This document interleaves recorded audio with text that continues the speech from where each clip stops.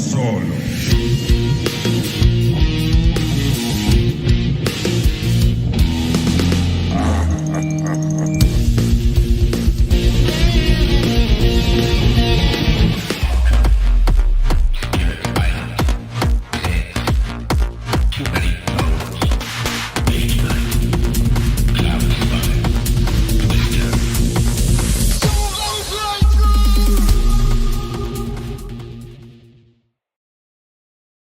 And hello! Welcome to Solo Playthroughs on this exciting Thursday morning, afternoon, whatever it is for you. I really botched the start time of this a couple different ways because I'm trying new ways to make mistakes. Because if when I started my job as a criminal defense attorney, my boss was like, "Greg, you're gonna mess up. Just don't make the same mistake twice," which I, managed to do in my career for the most part. I just, haven't managed to do that here with solo playthroughs. So while I've been excellent with the audio lately, I don't even ask half the time anymore. I mean, the audio was on. We're good. Apparently, I had the schedule to go off at 11 o'clock on Monday. No, Tuesday. But I had already pushed that back. I just forgot to actually change the. I juggled. I juggled. I don't know. Juggled the calendar a lot, but I just forgot to actually move this from Tuesday until today. And then apparently when I did that, instead of having it at 11 a.m., it was at noon. Although I did a public post earlier this week saying I was starting at 11, and I can't start at noon today. It's just not meant to be. So Phoenix Knight, it is way too early for you to be that cheerful. Says Eric. Yeah. I think I'm just like crazy right now. I mean, as I've mentioned 1 or 2 or 3,000 times, we're in the middle of a really big construction project in my house. It's stating that next week be prepared for anything because I might have to cancel something last minute. We are doing painting week.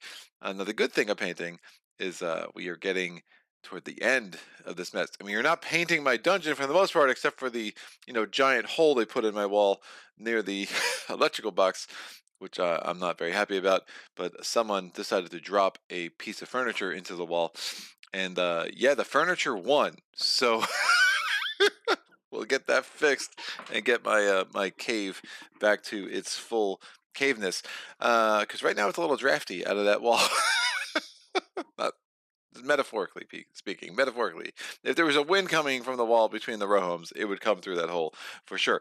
But here we are. This was a review copy sent to me by Fort Circle Games. It is Votes for Women. Phoenix Knights is crazy, huh? And in other news, water is wet, fire is hot, and grass is green. I mean, is it? I mean, grass is brown sometimes. Sometimes there's like bluegrass. I mean, yes. Yeah, this was a game that popped up in my social media feeds a ton, and I was like, all right, we'll see. I mean, I had previously received a review copy of Shores of Tripoli, which I put on the channel. I like Shores of Tripoli.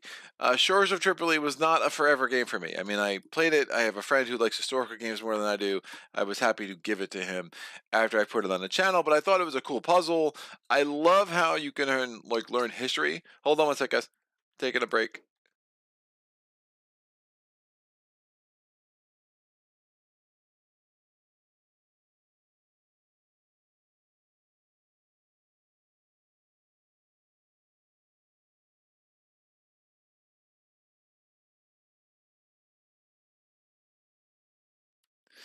All right, and we're back. So someone's down here shutting my water valve off. That's fine. Everything's good. Don't worry about it. Nothing to see here. I feel like I'm in that meme half the time where the guys are sitting there and like the whole house around him is like on fire and he's just like, we're all good. So yeah, it's definitely in crunch time right now with the construction project. But anyway, so Short Tripoli was great. I mean, I love how you can learn so much history from these games. And I think Votes for Women gives me it's an overall better experience for a solo game. I was super curious about it. I was at PAX East with my friend Tony, and we were able to play a two-player game there, and really liked it. Really liked the experience of it. I played as the opposition. He played as the suffragist. I ended up winning. It was a close game. I think this game's gonna be always feel kind of close, just the nature of the way the guards are, the decks are built. That said, I'll get into this a little bit more later. I do think in a two-player game with experienced gamers, the suffragists are going to win 95% of the time. I mean, if not more. I do think there is a balancing concern for two people that know the game who have played it multiple times. For your first time out, I think your first 1, 2, 3 games of this, you know, there could be a lot more tension. I do think this game has a very, it obviously fits. It's excellent. I'm super glad it was made. I love the subject matter. Again, I love learning the history. If you ever played 1960, this game will be very reminiscent of that. The designer even kind of notes that in a designer note in the box. I mean, I should say the name of the designer, because it's not on the side of the box, because why would it be? It's come on, man, you're killing me. It's not in here. Put the name. It's on the top of the box. But I have the top of the box is covered up over there. Oh, you got to be kidding me. It's not on here.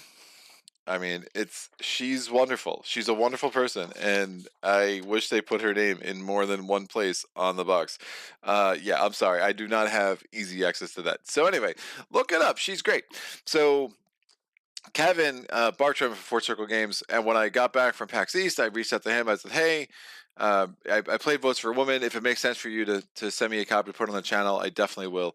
I think it's definitely worth featuring." And he was very quickly sent it to me. So thank you to Kevin. Thank you to the wonderful designer whose name I do not know off the top of my head. Whatever. The production, I would say the production quality is great. They give you extra components of everything. So if something breaks, you lose something, you just have it, which I just kind of wonder why more publishers don't do that. Like, it's a super nice feature to have. Like, I know like Ticket to Ride is like kind of infamous for that. They'll send you an extra train or two of every color in case you lose one, which I think is super cool. Yeah, I mean, so the components are great, the board's great, the dice are nice. I mean, there's a lot of things that I really like about it. Again, it has a 1960s vibe, 1960 vibe if you played that game, and still a little bit of like that card-driven nature of like Shores of Tripoli and other historical games. So I'll get into the setup. We'll talk about gameplay as we go. It's mechanically, again, probably akin to Freedom, the Underground Railroad for me, in that it's not super interesting mechanically, but there's enough there, and the history of it adds to the intrigue that if you just tried to like retheme this with something like less compelling, I don't know how much you're going to love that game. You'd probably get tired of it a little bit quicker if you were like me. But the history of it does add a lot. And I think as an experienced player of this game, like this would be a game that you can play with a non-gamer, and because the cards basically tell them what to do. So it's like, hey, if you want to play with a game with like I don't know, like, I mean, I could play this with my mom, I feel like, and as she would enjoy being the suffragist, I would be the opposition, and within a couple of games, she'd probably have a chance to beat me just because of the nature of the game, right? And I think that's super cool to have a modern tabletop game where that could fit that niche. But yeah, this is not a game I'm going to play with competitively with my friends who are more seasoned gamers, because whoever's the suffragist would probably smush. Um, and there's reasons for that, which we'll get into as we go. That said, I do think the challenge for the solo player is harder, even if you're playing as a suffragist. And there's reasons for that. Plus, I'm going to play with the harder dice. These are not true D8s or D4s or D6s. So the D4s are really D12s, where they only have the sides are different, except this D4 doesn't have any ones. So you're going to have a lot of 2s, 3s, and 4s on this die. This D6 isn't a true D6. There is no 1 on this either. It actually goes 2, 3, 4, 4, 5, 6. And this D8 isn't a true D8. There is no 1. It's a 2, 3, 4, 5, 5, 6, 7, 8. So we'll be using the harder dice. For sure, the game does come with these gray dice and these blue dice. Now, we'll be rolling the blue dice, but we'll be rolling the black dice for the opposition, the Oppobot, as he is called. So let's kind of get more into setup. So setup's pretty easy. You're going to take your start card as the suffragist. We're going to shuffle our early, middle, and late cards. So we'll just shuffle them up, and this will be our deck for the game. Again, it's a card-driven game. You flip over a card, you do what it says. Alternatively, there is a multi-use nature of the cards. As the suffragist, you can use your cards for campaign action. You can also use them for a political action, or you could also use them for what's it called if you're going to use it to get an organizing action. So organizing actions get you buttons. Buttons are important. You can spend buttons for rerolls. However, you use a reroll, you have to reroll all the dice that you rolled. You can't just choose to reroll one die. You have to reroll all of them, which does lead to some interesting decisions as you get later in the game. The buttons are also used to basically the bidding mechanic to get some strategy cards, and we'll see how those play out. They're very, very strong. The Oppobot does not get any buttons. There are 6 buttons over here for the opposition, but they'll just come out of the game. Instead, the Oppobot has a different mechanic when it comes to the strategy phase. So there are there are 6 turns in the game. There are rounds within turns. So it's one of those games. Which is cool. But if you will be skipping the strategy phase in the first turn, and then after that, so it'll be first turn. I'm sorry, strategy phase, planning phase, strategy phase, oppositions phase, no, operations phase, and then the last phase is going to be the cleanup phase. So 4 rounds, pretty simple. If you've played 1960, this will look familiar. There are cards that are in effect for the entire turn. Again, turn being, again, there are 6 turns with each, there were 6 rounds within each turn. There are cards that are in effect for the rest of the game, and then there are cards that are in effect for final voting.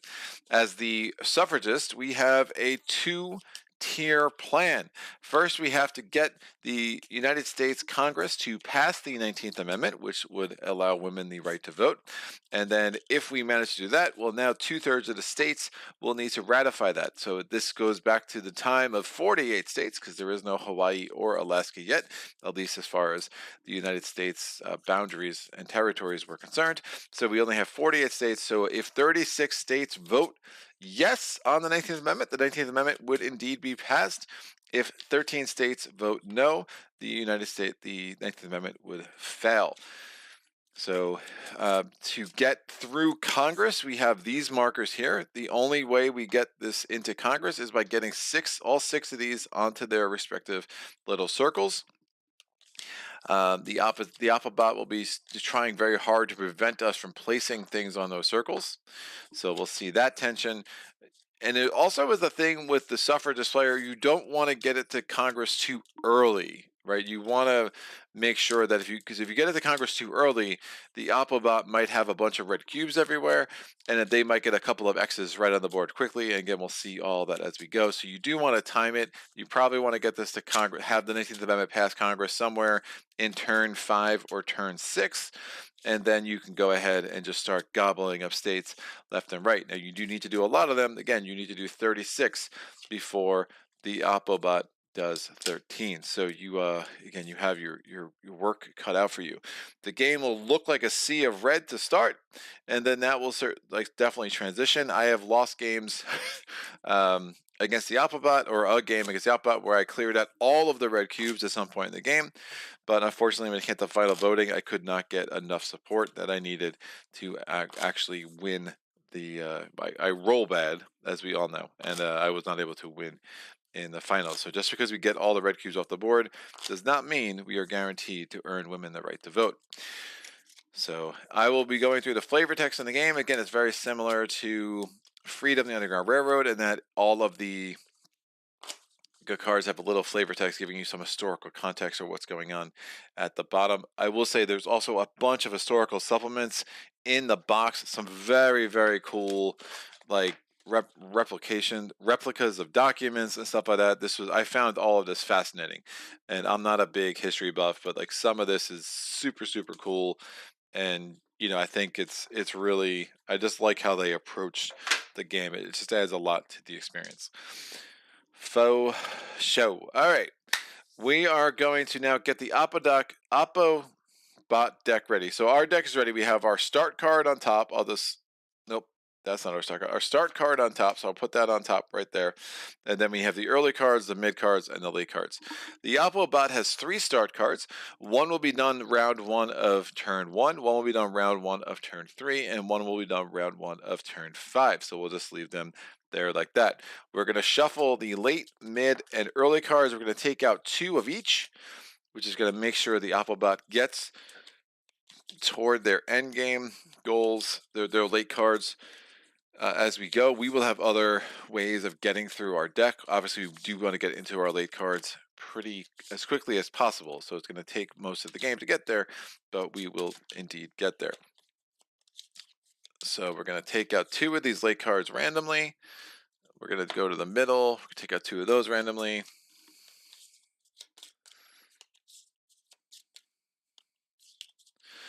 And then we're going to go here. We're going to take out 2 of these randomly. I'll put this as our marker for what turn it is, and I put the die there just to remind me to use the start card for the Applebot. The Applebot just sounds cool. That sounds so cool. All right. We have a couple more things that we need to do to get this thing set up. So I'll put this deck here. I might need some more room for things as I'm thinking through this. All right, we're going to put these buttons off to the side over here. We're going to want to gain as many of those as we can. These are the state cards. State cards basically give you an ability to have a second turn within a turn. In a normal turn, you play 1 card, you do its effect. Well, there are these strategy cards, the state cards. You can also do 1 of those. So if I have 4 state cards and 1 strategy card, I still can only use 1 of those 5 cards, right? I cannot use a strategy card and a state card. I cannot use 2 state cards. I can only use 1 card in addition to my normal play every turn. So we'll see how that plays out. These cards is super easy for the player to get these. It's much harder for the opposition, and that's one of the ways the game tries to balance itself. I do think it overcompensates, and that I think the game realizes that the challenge for the suffragists is so much harder, but they gave the suffragists so many tools to do it that it ends up being the easier side. And again, that's just after 3 plays of this game with friends. I just don't see much of a path for the opposition to win, barring some unlucky shuffling within the player deck. The player deck has some things that will rapidly accelerate their ability to get these on the board, and if they don't pull those cards for whatever reason, then you can get then you have a chance to prevent the vote to even go to Congress. Like if the players could have cubes freaking everywhere, but if they don't get that thing through Congress, it doesn't matter because Congress is never going to pass the amendments. Even if the states are ready to ratify it, it still has to be passed through Congress. So I think that's probably the best strategy for the opposition to win against an experienced player is to really try to prevent it from even going through Congress. But that's hard to pull off. Or you might even be able to try like letting it go through Congress super early when there's still a lot of red cubes on the board. But that's also hard to pull off too. And a good good suffragist player is going to always they're going to be able to control the timing, right? It's not going to be like, oops, got through Congress now. They're going to actually have to do something to make that happen, right? So there's a lot of I just think the player cards are just too powerful with similarly experienced players that I think when I say the player cards, I think the suffragist cards are too powerful. With similarly experienced players, I think they're just going to always end up steamrolling this game for sure. So there are 12 state cards. We're taking 3 out of the game. We're putting the other 9 on the board. You're supposed to put them in a line somewhere. I like to put them on the board close to the regions where the state is. So we have Kansas over here. I'll put this sideways so we can still see that on the board. We have Pennsylvania. We have Virginia. We have California. We have Utah. We have New Jersey. We have Georgia. We have Ohio.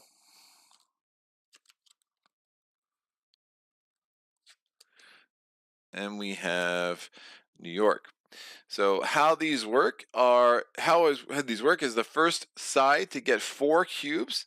So for the suffragists, that could be purple and or yellow, or orange. It's a yellowy orange. I don't know. And then we have a reddish orange. The opposition cubes should probably have been more red, but that's my personal opinion. So we have this yellowy orange over here. That's going to be When we get 4 cubes in one of the states that correspond to one of the state cards, you just immediately take it off the board. In late game, once Congress has passed the 19th Amendment, if either side has 4 cubes in a place, the suffragists would replace those 4 cubes with a check, and the opposition would replace those 4 cubes with an X. These cards all have different powers on it. There are special powers specifically for the Applebot. If the Applebot ever gains a card, they immediately play it and use its effect. The player can use the card. If the player gains a card, they could use it on that turn, provided they have not used a state card or a strategy card on that turn, or they can just hold on to it and use it in a future turn.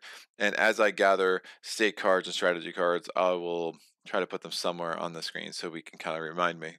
You can see what I still have access to. The map of the U.S. is broken into 6 regions. You have the West region, the Plains region, the South region, the Midwest region, the Atlantic and Appalachia region. That word somehow like ended up getting swallowed. And then we have the Northeast region. Each region has 8 states.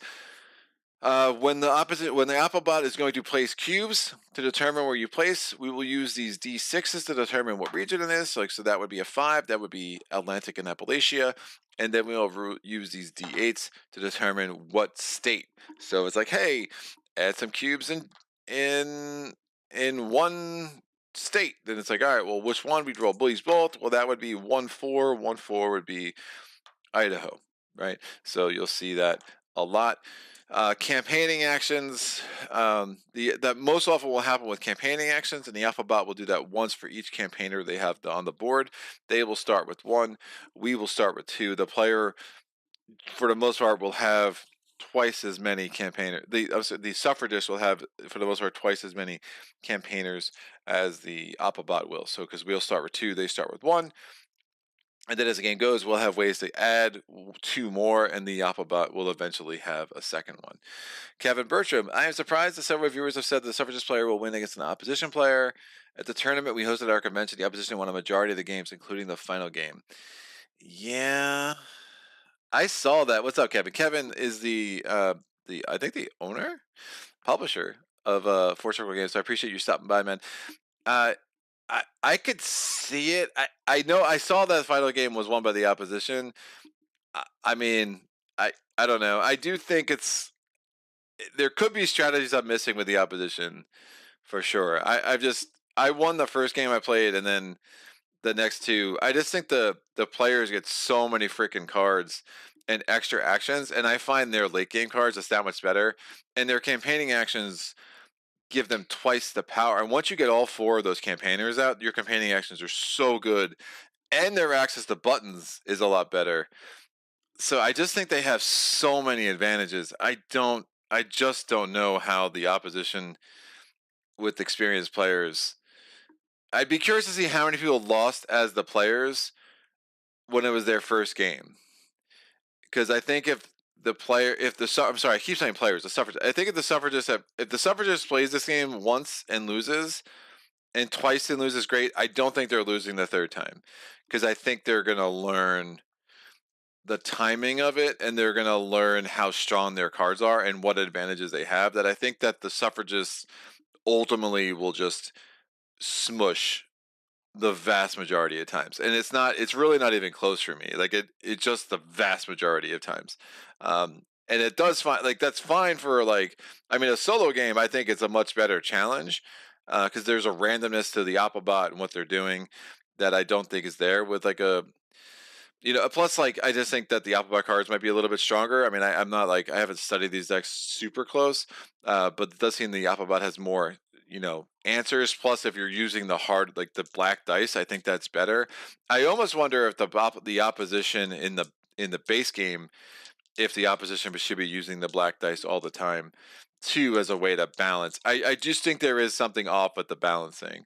But I mean, I'm sure you did extensive playtesting or whatever. So like, it could just be limited sample size, whatever. I have a hard time seeing how. I don't think this is close to 50-50. And not that it doesn't need to be, right? I mean, Twilight Struggle, obviously, what is the the Soviets have the advantage, and then you do the bidding. I mean, I could see a similar thing developing around this game, where the side that's going to be the suffragists, like you have to, there's some kind of like pre-game balancing thing that could occur to kind of bring it together. Um, I don't know, but I think that might be a little harder here because again, it's so much more card driven than Twilight Struggle in a way. I mean, maybe not. Maybe that's an overstatement. But I just feel like, Twilight Struggle. I mean, you have like the space race and all these other strategy things that you could be doing. Here, you're probably doing what's on the card most of the time until late game, where you're just doing campaigning actions, and the campaigning actions for the players are so damn strong, and they have so many more buttons than you, in my experience, that I think it's going to be really hard. Um, in my games, like the opposition, like if you get two of these state cards, you're doing well. The players are going to get most of them because they have so much more control um, early. And again, their campaigning actions are twice as strong. But we'll see. We'll see how this plays out here today. Kevin, I didn't mean to put you on the spot, but in the second printing, we are going to recommend the players feel as a balance that the side they think is at a disadvantage can get one, two, or three of the discarded state cards. Yeah, that could be strong. That could be strong. Um, I mean, and that's the thing too. Like, playtesting's hard. Like, I'm sure right now you have so much data. Like, you're gonna start seeing. I don't know if you have a tabletop simulator or something, whatever. But I think at some point you're gonna start gathering data. Um, that's gonna kind of tell you what you need to know, right? And I think that there is a sense that I don't want to. I, it's still a good experience. There is a sense of like this is if there's there are games where the winning or losing isn't as important as others, and I think historical games, at least not for me, and like I think historical games kind of lead into that, where I think the history of it, what it's doing and what it's trying to do is so interesting. But yeah, if you were trying to make this into like a truly balanced like strategy game, I do think there needs to be some work on the back end that's just not done yet. But like I don't know how you do that until it's released and it gets in the wild and people start people start seeing it played a lot, right? Because there's only so much playtesting you can do. But we'll see. But anyway, getting to the strategy cards. So there are 12 strategy cards in the game. At the beginning of the game, you're going to take out. Oh, did I forget? I forgot to take out the early cards. These are middle. These are late. I did not take out 2 early cards for the apple pot. So that is rectified. There are 2 cards that have stars on them that you just take out because you can't use them with the Applebot. So we've already done that. I already did that off camera. And then we're going to put 3 strategy cards face up. These are available to us for this game. As a strategy card is taken, a new one will come out. And we'll talk about what the strategy cards do as we actually get to the stage in the game where they become a viable option. Right now, they are not available to me, and I probably messed up. Let me move. Probably messed up how I probably arranged this a little bit differently than I should have, but I should have enough room to put my state and strategy cards here for sure. Whoo! Kevin Bertram, we are about 55% suffragist wins in a 2-player game, and I'm fine with that. And is Tori. Tori, that's her name. Thank you. I couldn't find the name of the designer. I know it's on the top of the box, which I have buried underneath a light shield. It's just really smart on my part. Although if I was in a tournament, I would take the opposition. They have some awesome tricks. Do they? I mean, the opposition. Again, I think you can really limit this thing going to Congress. I don't know how you win in a roll. I just don't know how you ever win in a roll off late because the suffragists have 4 campaigners at that point.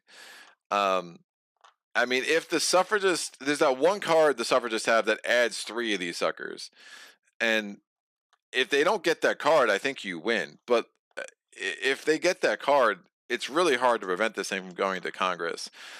And your lobbying actions, the most you're doing is rolling 2 dice, and you need to roll a 6 to take these suckers off. So if you're not getting your cards that remove these as fast as the suffragist player is putting them on, That's rough. I mean, I almost wish there was a way you could bull rush the Congress, like, because there are times early where you have red cubes in a few states where you're like, man, if this passed Congress now, like these four states would automatically go red, right? And that timing issue is super interesting to me. Um, and I think it's maybe an underdeveloped part of the game that I think could easily be like tweaked with like further discussion and like the BGG. I'm sure it is. I'm sure BGG. I'm sure has a billion threads about how all this goes together. But anyway, we're gonna get into the game. So we're in turn one. And there are going to be 6 rounds in turn one. So round one, the suffragists always start, and then the opposition, and again we have 6 rounds in each turn. So, and I definitely did not leave myself any space for my cards. I'm going to do this. We're going to put the strategy actions here. I was like, I'm going to get super close, and then I just didn't really consider all the implications of that. So these are the strategy cards, and then I'll be able to have my hand so people can play it along a little bit. So in the planning phase, we draw up 7 cards. 6 cards. So we have the 1 card that we start with, which will have a card in between each round, and then you draw 7 more cards, right? So we have Sojourner Truth. So I'm going to cover up the art, and just so we can have my hand face up. We have Susan B. Anthony indicted. We have petition to Congress. We have Frederick Douglass. So I'm just putting it so I can read what the heck these cards do. We have Anna Dickinson, and then last but not least, we have Women to the Polls. And I'll put this card up here. So we have our start card too. So this is the card that I held in between rounds. This deck can actually come off camera to give me more room. Cool. So on my very first turn or round of the game, I need to play Seneca Falls Convention. So I'm going to play this. It tells me that I get to add 1 purple campaigner and 1 orange campaigner. Now the campaigners have different molds. They are functionally the same, but the molds are there for flavor, which I appreciate. So we'll get 1 with the flag, 1 without, and we put them into the Northeast. Now, campaigners are never particularly in a state. They are in the region, which is super cool. I think that's really helps simplify the board and streamline the game a lot, which is really nice. So they go in the Northeast region. We receive 2 buttons. So our supply of buttons is now 2. They have different art. They are all functionally the same. I'll put them here. Let me get these guys off the board to help simplify this. So my button supply will go there. And I get to add 2 cubes. It's a symbol for purple and orange in New York. So I can put 1 of each in New York, and that's great. If I can get 2 more cubes in New York, guess what? I will get the New York State card, and that would be awesome. This card is now discarded and out of the game. It has done its purpose. We now go for the Appabot. The Appabot, their very first turn of the game, they're going to play this on turn 1. They have to. The Patriarchy. Oh, I should have read the flavor text. Sorry about that. So Seneca Falls Convention, led by Elizabeth Cady Stanton and Lucretia Mott, the resulting declaration of sentiments helped advance and shape the struggle for women's suffrage. Here, bam, we have the patriarchy, first coined in 1632. Patriarchy describes a social hierarchy and system of political power dominated by men for their own advantage. Sounds about accurate. Yep, checks out. All right, we're going to go play on turn 1, round 1. We're going to add a orange campaigner. So an opposition campaigner to the South region. Shocker of all shocks that they would be in the South. And I'm a Philly guy. I'm sorry. And we're going to add 1 red cube in each state of the Northeast region, the Atlantic and Appalachia region, the South region, and the Miss West region. Yeah, this women's suffrage was not a popular thing at the beginning of this time period. So there are 8 states in each region. And I know that I'm going to basically add 1 in every state except for New York, because New York already has my cubes, and you'll see how that works out. So I'm going to make sure I get the right number of cubes in my hand, and then we're going to put these bad boys out. So first it says the Northeast region. So state 1 is New York. We're just going to take away 1 of our cubes. So it's always 0 sum. You would never have both opposition cubes and suffragist cubes in the same state. Instead, if there are cubes of the other side there, you just remove them before you start adding any of your own.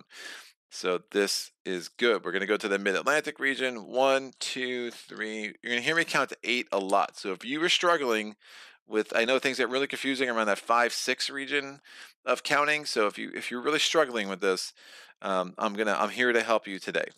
We're gonna really have 1 through 8 mastered. And I did forget to grab 8 more cubes. And we're gonna have these suckers in here. 1, 2, 3, 4,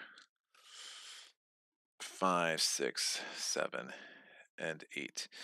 So that is their first turn. So we are going to turn 2. So, or round 2 and turn 1.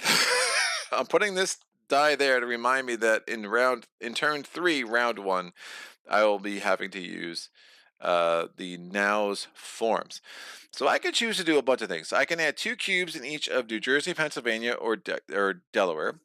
I can gain myself a button and add a cube in one state of each region. I can roll a d8 and add that many cubes in the Northeast region, but no more than 1 per state. I can add one of these things in Congress and add 1 cube in one state of each region. I can receive a button and add 1 cube in one state of each region. These are all early cards, so none of them are like especially strong. I do want to start gobbling up these state cards for sure. The other thing I should say about buttons, you can spend a button. So if I do a campaigning action, right, I just discard a card. I don't use this for its event. And then I could roll 2 blue dice. And if the roll sucks, I don't like it, I could spend a button to re-roll. But if I like the roll, or even if I don't like the roll, I'm just going to keep it. I can then spend a button to move a campaigner to a different region before you actually put out the cubes, and that's really flexible. And I think that it's really helpful because, like, otherwise, if you had a move before you rolled, that could lead to a lot of wasted turns. That I think it's really well designed from that standpoint because it's maximally flexible for the player, for sure. So that I dig. Let's yeah, I really want to snag New York and New Jersey as soon as I can. I mean, it's tempted to I could do a campaign action, and if I roll a 3, I can just grab New York. This 1 state for each region is not the most amazing stuff. At times, is D8, add 1. Am I going to the Midwest region right now? I mean, Ohio is nice and all, but I think I'd rather. And my ability to roll d8s is rough. Super rough. In the Northeast region, yeah, I think the Northeast region, this is going to be more helpful. I'm going to do a campaign action right off the top of the game, see if I can't get New Jersey and New York, and then start spreading out from there. So I'm discarding Sojourner Truth. Sojourner Truth implored attendees at Ohio Suffrage Convention to include Black women in their fight. So we're not doing the event on that. We're just going to do a campaign action. I'm rolling 2 dice. I'm basically trying to grab New York, and if I get super lucky, I can put myself in a good place for New Jersey. I rolled a 2 and a 2.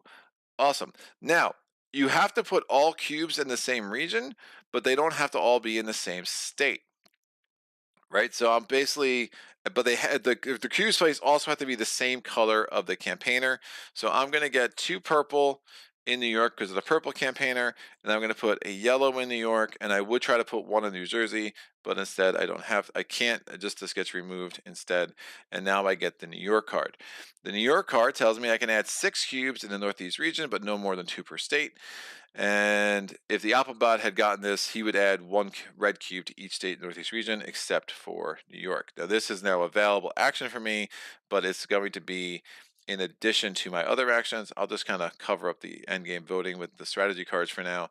And now I know I have the state card. Now, I could play that before or after I do everything else. All right. Phoenix Knight, will there be a quiz at the end of the video on how to count to 1 to 8? Yes. Yes. Eric, and you better pass it, dude. You better pass that sucker. Applebot. Applebot is turning over their card. Again, this is round 2 of turn 1. The Civil War. Play if it is round 1, 2, or 3 of the current turn. Remove 1 thing from Congress. For the remainder of the turn, the suffragist player may not add any cubes to any state in the Atlantic and Appalachia and South regions. We can't remove 1 from Congress, but this does benefit them. Now, if this event did not benefit them at all, they wouldn't play it. Instead, they would just go ahead and do a campaigning action. but it does play if. It doesn't say play if there is a thing in Congress. I didn't put one in Congress yet. It's play if it's round 1, 2, or 3 of the current round. It is round 1. It is actually round. Yeah, it's round 1 specifically round 1, which means I can't add anything to there or there this entire rest of this round, which is pretty nuts. Southern states ceded from the Union in order to maintain the institution of slavery, a system of human bondage rooted in white supremacy. And this is going to go there. Now, at the end of the turn, not round, turn, this will go away. And there are other cards that have an infinity symbol that those would be in effect for the rest of the game. All right. What do I want to do now? I'm going to go. So I can't add anything in here in region 5 or in region 3. I'm going to go woman to the polls. This is my, well, I'm sorry, that was their second round. That was round 2. Let me kind of keep track of this. So that was round 2. So we're going to round 3. And I'm just putting this in there for the camera so people can kind of track along with what's going on. In 1868, black and white women in Vineland, New Jersey used this blueberry crate as a ballot box to protest their lack of suffrage. I mean, they were suffering, but they had no suffrage. I know. I'm very clever with my puns. All right, I'm sure no one else has ever said that. First one ever. All right, women to the polls. We're going to add 2 cubes to each of New Jersey, Pennsylvania, and Delaware. Oh, I can't do that. Shoot. I can't add anything in Appalachia. What a jerk. I think I like buttons. I might just try to get buttons, but I really do want to snag Jersey and then consider getting out of here. So I'm just going to do something else for a campaign action. I really hate these roll a d8 things because only 1 per state. It's just not that helpful. The ones that are 1 per region are almost more helpful for me, and that's another story altogether, but we'll get there. So Frederick Douglass, an abolitionist and influential suffrage leader, Douglass wrote in his influential North Star newspaper, "Our doctrine is right is of no sex." That goes away. We're doing a campaign action. I rolled 2 dice. A 3 and a 1. That's exactly what I needed. So the purple campaigner is going to add 3 purple cubes, and the orange campaigner, yellow campaigner, I don't know, one of those colors is going to add 1. That's going to give me New Jersey. We have our second state card. I can play that at any time to receive 2 buttons. And I might as well play it now. Yeah, let me get 2 buttons. Buttons are good. So that's my one time around one time around ability to play a state card or a strategy card. Let me get those 2 buttons. Now I have 2 of the 9 state cards. There are 7 state cards left. Again, New Jersey just gave me buttons. I don't think there's any flavor text on here. Votes for women. New Jersey women voted 1776 to 1807. Why not now? And then this is, I guess these are actually flyers from like historical flyers, which is pretty cool. Women vote in Wyoming, Idaho, Colorado, Utah, Washington, and California. Why not in New York? Fantastic. All right, we're going to go to turn 3 for the Applebot. So we flip over a card. It's an early card. It's Old Dixie. To recover from a demoralizing defeat, Southerners created an idyllic fiction of antebellum life that Northerners also sold and bought as fact. It tells us to add 1 cube in 5 different states. So we are going to go ahead and play this for its event because obviously it does benefit them. So we're adding 1 cube in Louisiana. We're adding 1 cube in Mississippi. We're adding 1 cube in Alabama, 1 cube in Georgia, IA, and 1 cube in Florida. And that's going to go there. Sorry, the southern accent. We'll, I'll try to curb it a little bit. Right, so that was their third play. We go to round 4 of turn 1. All right, well, let's start branching out. I can't put anything here. It might be good to try to start snagging Ohio. I'll probably hold on to this until the next round when I can actually get some things into the Atlantic and Appalachia region. Obviously, Pennsylvania and Virginia are 2 cards that I am highly interested in if the Applebot does not snag that. So I'm going to do the petition to Congress. During the debate on the 14th Amendment, activists led a universal suffrage campaign and petitioned for the voting rights regardless of race or gender. This tells me to add 1 in Congress. Again, we need 5 more. And that's it. We go to Congress and we start doing the second phase of this game. It's a pretty smooth transition. One of the things I definitely like. We're going to add 1 suffragist cube in 1 state of each region. Well, California and Utah. Oh, yeah, this is mine. So it's fine. I'll remember that I already own this. So California, I will put a purple cube.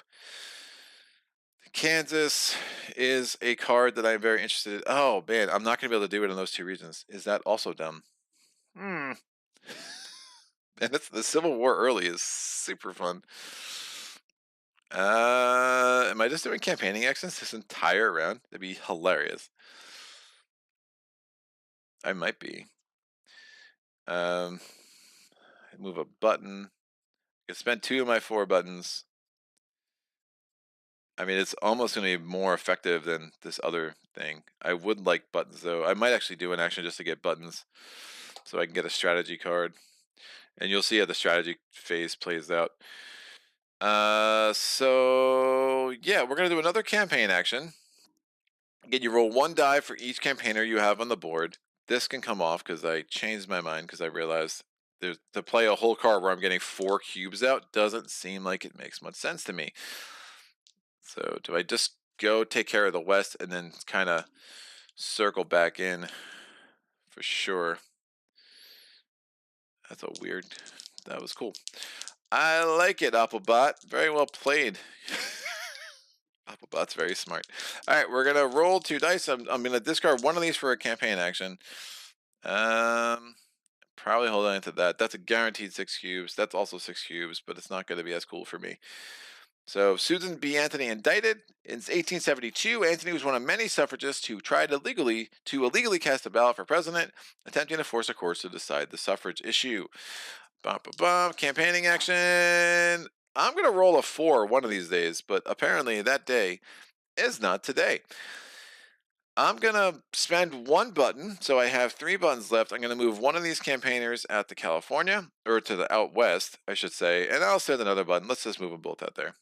They're happy out here. They like it, so we're going to put 3 purple cubes in California and 2 orange cubes in Utah. Again, let's gobble up all the state cards while we can. That's the end of that turn. Now, there are cards that could actually make your campaigning actions. You have you roll d6s instead of d4s. They can be worth it, but there is an opportunity cost. That's a whole one of your rounds, and you only have 6 rounds in a turn. So, it's just one of those things to consider. The Applebot's 4th round. Early border states complicate the simplistic narrative of the Civil War as North versus South, and they prove to be difficult ground for suffragists after the war. We're adding 5 cubes to 5 specific states. 1 is going into Delaware. So Delaware, there's a line to point to that little state there. We have Maryland, gets 1. We have West Virginia, gets 1. We have Kentucky, and we have Missouri right there. That is their 4th round. My 5th round, we're doing another campaigning action because why the heck not? We're just on a roll. At some point I'm going to need to start adding these into Congress, but they take them away as quickly as you add them. So it's kind of like, is that really that helpful? We'll see. We're going to get rid of Anna Dickinson. As a lecturer and leader in the abolitionist movement, Dickinson was the first woman to give a political address before the United States Congress. Bam! So I'm rolling 2 dice. I'm doing another campaigning action. Oh, 1 of the 3. Excellent. So the purple is going to take the... Nope. Yeah, the orange is going to take the 1. That gives us California. And we're going to assign the 3 to the purple. That gives us Utah. Now, California allows us to draw 2 cards from our draw deck, discard 1 card, and play the other immediately. It's one way to really help cycling through your deck quicker.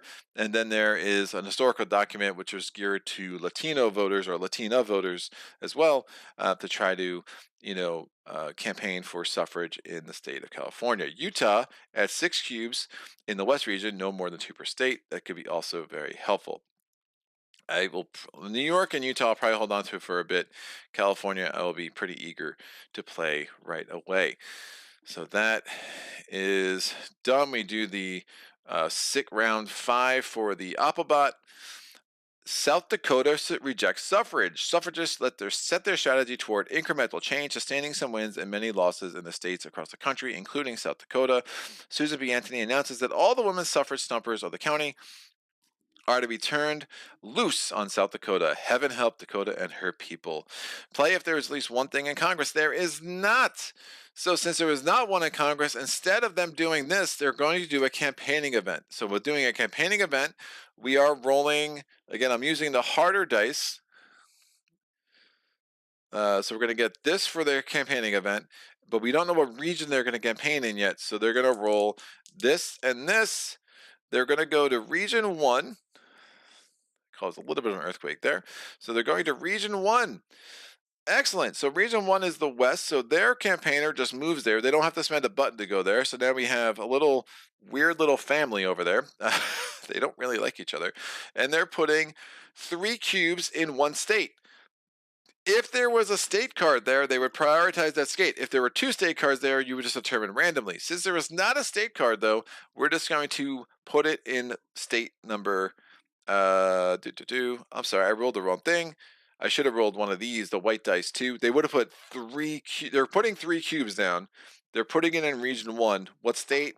They're putting it in state 3. That is California. So instead of adding 3 to California, they just remove. There isn't any instruction that I've seen that determines, like, I think you just get to choose what they remove when they're removing it.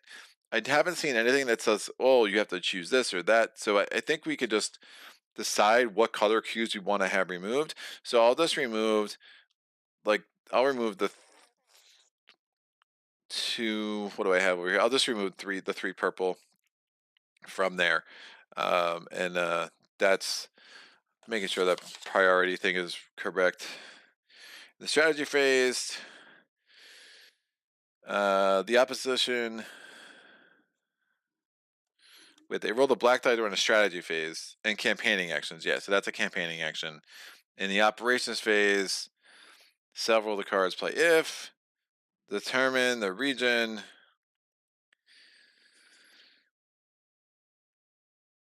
If there's an available, if there are 2 available, if no available, then the alphabet rolls and adds that number. We'll add choose to that state. Yeah, it doesn't say we're adding to the state. It doesn't really say if we have to prioritize like the colors of what you take off. So I'm going to do it somewhat quickly and randomly for the record. But you saw it was good that I got the California and Utah cards, California and Utah. Speaking is hard. Utah cards. I don't know why does Utah sound so weird to me right now. I got them off, which was good. So. And it was lucky that they went to that region, because if they did a campaigning action in region 2, 3, 4, or 5, they'd be moving in on some of the other state cards. All right, we're going to my last round in turn 1. I am going to get some buttons. So to get buttons, it's an organizing action, and I can just get 2 buttons, and I think that will be helpful. I don't think any of these are that much better. I'm going to hold on to women to the polls. Will help me start making some headway in the Atlantic region. So petition to Congress. During the debate on the 14th Amendment, activists led a universal suffrage campaign and petition for voting rights regardless of race or gender. And I will get 1 button for each campaigner I have. 2 buttons, which will help prevent the Opplebot from getting these cards. These cards are very, very strong. I do not want them to get any of them. I like them more, especially efficient organizing, which just gives me 5 buttons. Bam! It's like a miracle. So we are going to now go to the last turn for the Opplebot. Early 15th divide suffragists. Play if the 15th Amendment is in effect. It is not. Many suffragists objected to an amendment protecting voting rights based on a citizen's race, color, or previous condition of servitude, but not gender. So, since it's not in effect, they do another campaigning action. So we're going to take a red die to determine region, a white die to determine state, and a black die to determine how many cubes they are placing. And what do we get? They are going to the northeast. Bam. There are no states there that have cards, so they're going to put 4 cubes in state number 2, and state number 2 is Vermont, so now they have 5 cubes there. Again, if the amendment had already been passed by Congress, they would have placed 4 cubes there. This comes off, they put an X, and then they would place a 5th cube in a neighboring state. But at this point, they will load up a ton of things, and they're just basically claiming Vermont and they'll see how long they could hold on to that. So that is the end of the first turn. And we now go to cleanup. If anything in here, so this card goes away because again, it only lasted for the rest of that turn. And this card also should be there, and this card should be there. So they have 6 cards over here. That is correct. We go to the planning phase. I'm going to keep this card, Women to the Polls. I have my 3 state cards, and now we're going to draw 6 more cards. So we have Pioneer Women. Oh, I meant to do the California thing. Oops. That's fine. I'll just do that next turn, especially if the events might have to do with Atlantic Appalachia or the South, which I can't do anything in because of the Civil War. So, vindication of the rights of women, early victory.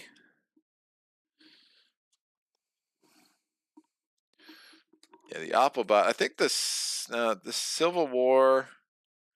Yeah, I think that's right. I think the cards get different with the things. So the 15th Amendment can be really strong. Like that. We have the Union Signal, and we have Francis Harper. Now, normally what happens in the 2-player game is that the suffragist will bid a certain number of tokens, a certain number of buttons to say they want to take one of the 3 strategy cards that are available. The opposition at that point has a right to either match that number, in which both sides lose their buttons. The opposition has the ability to supersede that number, in which both sides lose their buttons. So yeah, basically the suffragists always lose their buttons, and then they get to take a strategy card, or the opposition can just let the suffragist player take one of the cards that they want. In the solo game, what happens is I will bid a certain amount, and then I have to spend no matter what, and then we're gonna roll the black die. Normally, we'd be rolling the blue die if you were playing on the lesser difficulty rules. If they match me, I lose my buttons and don't get a card.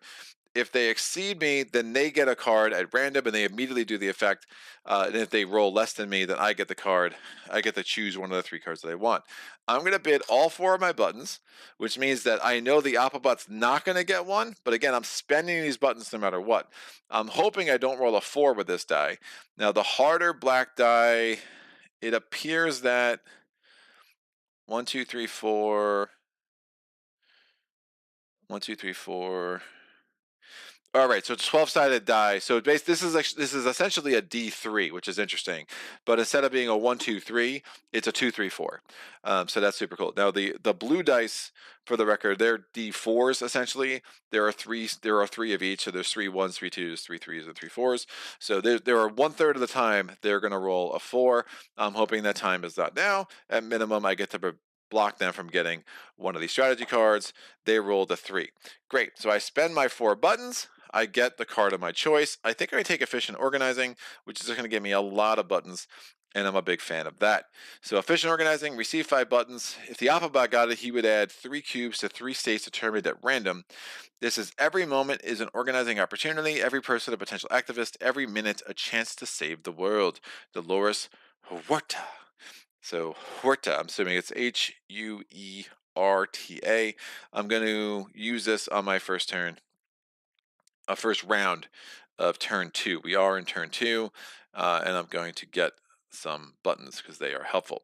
So my first turn, I'm going to use efficient organizing. That comes out of the game. I get 5 buttons back, which is super awesome. Now, since I took a strategy card, we will replace that. Where are the strategy cards? Oh, they're up here. It's regional focus. That could be super awesome. Now remember, I'm no longer prevented from going into the Atlantic and Appalachia. So it might be a good time to try to snag my home state of Pennsylvania. Nope, that's not going to be helpful. Vindication of the rights of women. That's not helpful. No more than 1 per state is like super interesting, and I don't find it that strong of a strategy. So we're going to go women to the polls. So it's the early card I kept from last turn. Now these are all early cards. I have not gotten into my middle cards yet, which is something I'm going to want to kind of force the action and make sure that starts happening. So women to the polls, add 2 cubes in each of New Jersey, Pennsylvania, and Delaware. In 1868, oh, actually, right, I already read that, and then I realized I couldn't do it because the Civil War is in effect, so that comes out. I'm adding 2 cubes in Jersey. I'm going to add 1 of each. No, I'll add 2 yellows there. Pennsylvania, 1 red cube comes away, and I'll put this. And Delaware, these 2 red cubes come away. I don't add anything. We're going to go to the Applebots first round in turn 2. Now, in turn 3, they have to do this, which they get their second campaigner really quick, which is super strong for the Applebot. But right now, again, turn 2, they just do the top 6 cards of their deck.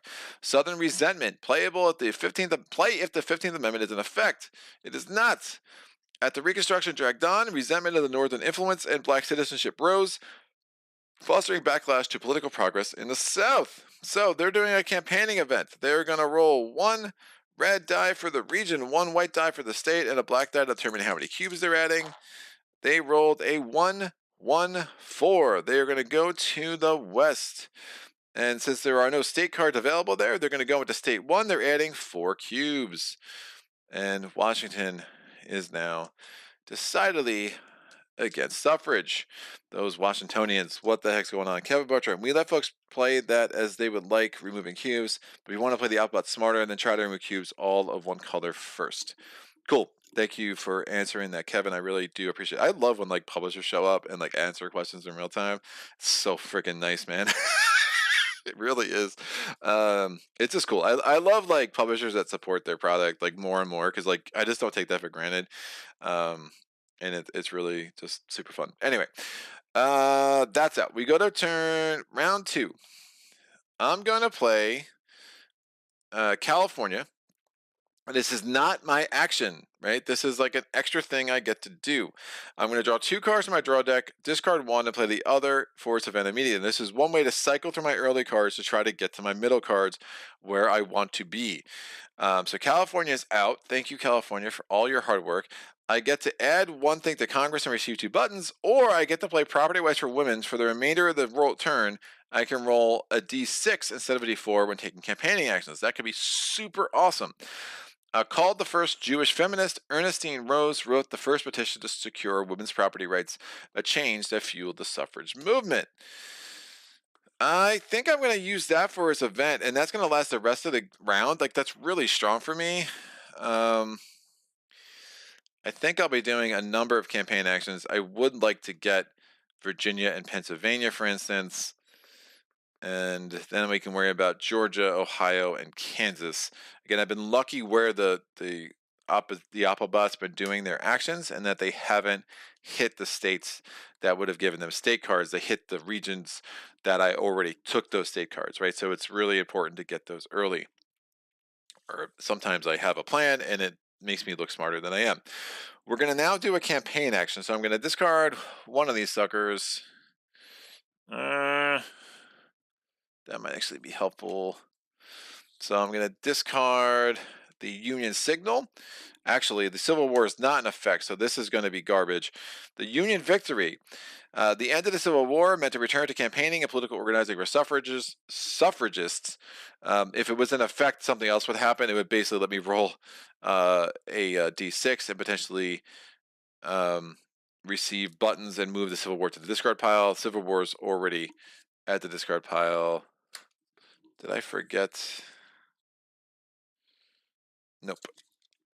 That's fine. We did that right, I think. Oh, those should stay there, Greg. Stop making things more confusing. All right, that's out. We're doing a campaign action. I rolled 2 d6s since I have 2 campaigners.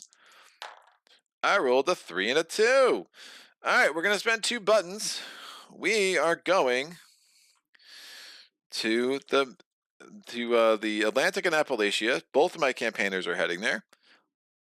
This is going to look a little weird, but you just got to trust me. I'm going to put the 2 yellows in Pennsylvania, and I'm putting, oh, well, that's dumb. Don't do that. I'm going to put 3 yellows in Pennsylvania, And that gives me the Pennsylvania card. I'm going to put that over here. The Pennsylvania votes for women. There's a button, which is super nice. Lets me add 6 in the Atlantic and Appalachia region, no more than 2 per state. And then I will put 2 in Delaware. So that put 3 orange in Pennsylvania, so I have to put 2 purple in Delaware. Nope, I don't want to put that in Delaware. I'm going to have to put 2 purple in Virginia. 1 comes off, and I only put 1 purple. So 1 red came off, and I put a purple. That should do fairly well with Francis Harper next turn. Great. Round 2 for the Applebot. Applebot pulls off Senator Joseph Brown. Brown opposed suffrage partly because of empowered black women. He didn't see value in adding to the voting population all the females of that race. He sounds like a charmer, guys. Wonderful. All right, so play if there's at least one thing in Congress. I have put exactly 0 things in Congress. I'm playing a different kind of game right now. So they are going to do a campaigning action. They are rolling the red die to determine the region, the white die to determine the state, and the black die to determine how many cubes. Bam. All right, the region is region 4. They're going to the Midwest. That's good for them. They're going to go state 6. No, they're not. They're going to put it in a state that gives them a card. So they're putting 3 things in Ohio, and they take Ohio off the board. Good for them. Now they immediately play this. Applebot, play if there is at least one thing in Congress, remove 1 from Congress. There is nothing in Congress, so they're going to do another campaigning action unless I'm reading this totally wrong, but that seems to be the way that this should play out. Let Ohio women vote, because they play this admittedly. They never save this. So it doesn't say hold on until there's one in Congress, and again, whenever they can't do what's on the card, instead they just do a campaigning event. So I think that's the intention. Kevin can tell me if I'm wrong. So we're doing another campaigning event because they got the Ohio card. All right, going back to West. This guy loves the West. There are no cards to get over there. They're going to choose state 6, and they're adding 4 cubes. So again, we'll do the all cubes of one color thing. So we're down to 1 cube in Utah. So I had 9 cubes there at some point, and now I have 2, which is less than 9 by a little bit, by 7, just in case you were curious. Done. Excellent turn for the Applebot. They're really good. All right, we're going to go now. I'm going to play the Pennsylvania card. It's going to let me add 6 cubes into the Atlantic and Appalachia region, but no more than 2 per state. I don't mind that. That sounds fun. So I'm going to play Pennsylvania now. I'm going to put 2 yellows in Virginia. Again, no more than 2 per state. I'm going to take away 2 from Maryland, and I'm going to put a yellow and a purple in Delaware because it's fun. That was, again, my special action. So for my 3rd round, so I should make this a 3 to be consistent with what I've been doing, I'm now going to play Francis Harper. I am going to roll a d8, add that number of cubes in the Atlantic and Appalachia region, no more than 1 per state. Harper co-founded the American Women's Suffrage Association, noting, "You white women speak here before of rights. I speak of wrongs." Rolling a white d8. I rolled a 2. Killing it, guys, killing it. I'm so good at rolling. I'm gonna put a purple there, which gives me Virginia, and I'm gonna put a yellow in Maryland because why the heck not? So again, that was my 3rd round. We go to the Applebot's 3rd round. They are doing New York newspapers. In the late 19th century, many journalists and editors mocked the very idea of women's suffrage, covering the issue with disdain or disinterest. Place 2 red cubes in each of New York and New Jersey. So we're going to take off the 2 yellows in New York, and we'll take off 2 of the purples in New Jersey. They're still mine, suckers. All right, we're good. Now what do I want to do? Well, I'm going to play Virginia as my special thing. Again, I'm trying to get through my early cards, get into my middle cards, and to make my next round that much better. So this is extra action for me. I draw 2 cards. We have to discard 1 and play the other card for his event immediately. So we've done this before. So this is playable with the seal of... Ooh. Nope. Nope. Okay. This is better. So one's reconstruction is only playable if the Civil War is not in effect and the 15th Amendment is in effect. So I can't do that. So that's discarded. But I can do this one where it's playable if the Civil War is not in effect. The National Women's Rights Convention. National Women's Rights Convention. It's a hard word. I don't know why I said convection. It's not an oven. It's a convention. Go with it. All right. Playable if the Civil War is not in effect. Add one thing to Congress and add one purple or orange cube in one state of each region. Until the Civil War, suffragists gathered annually to celebrate success, debate strategy, hear speeches, and encourage state and local conventions. So I'm adding one to each region. So I'm going to grab 6 of these because there are 6 regions. I know advanced ideas I'm throwing at you here. I'm going to let's do it 1, 2, 3, 4, 5, 6. I just think that makes more sense. So I'm just going to remove this sucker from Washington. In the plains, I'm going to add one to Kansas for obvious reasons. In the south, which is region 3, I'm going to take one from Georgia. Region 4, I'm going to take one from Ohio. Let's get rid of all these stupid cubes. And we have 2 more regions. In the Appalachia region, we'll add a purple to Maryland. And in the Northeast, we'll add a yellow to New York. Let's kind of let Vermont be for now. That was my extra card from Virginia. Thank you, Virginia, for all your awesomeness. And this is now, it's still round 4. So, right, 1, 2, 3, 4, 5, 6, 7, 8, 9. Yep. So round 4. My campaigning actions are strong, but I think I do want to keep pounding through these cards. I could also try to get Kansas soon. Yeah, those cards are so good. I mean, I don't want to waste property rights, but I think I might be anyway. Yeah, I'm going to do Vindication for the Rights of Women. And this is written by Mary Wollstonecraft in 1792. The influential book argued women are not property nor ornaments and deserve the same rights as men. Draw 2 cards from your draw deck, discard 1 card, and play the other card for its event immediately. So again, 2 more cards. Just trying to barrel through this deck. We're finally into the middle. Yes. All right. We have our last early card was receive a button and add a thing in one state of each region. No, go away. We have middle, farmers for suffrage. Add 2 cubes in each of Wisconsin, Minnesota, Iowa, North Dakota, and South Dakota. So the middle cubes, you see, the middle cards already, you're seeing the number of cubes you're adding. I'm adding 10 cubes with 1 card. It's very strong.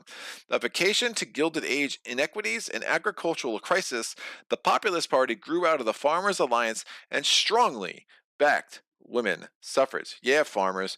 There's a pig that has a sign for a suffrage from Bryan Farm. For suffrage from Bryan Farm. Excellent.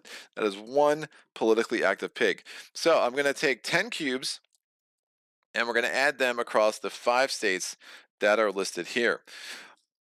Bam. All right. So 2 in Wisconsin. I'm just going to put 1 of each color. There are reasons why that makes sense.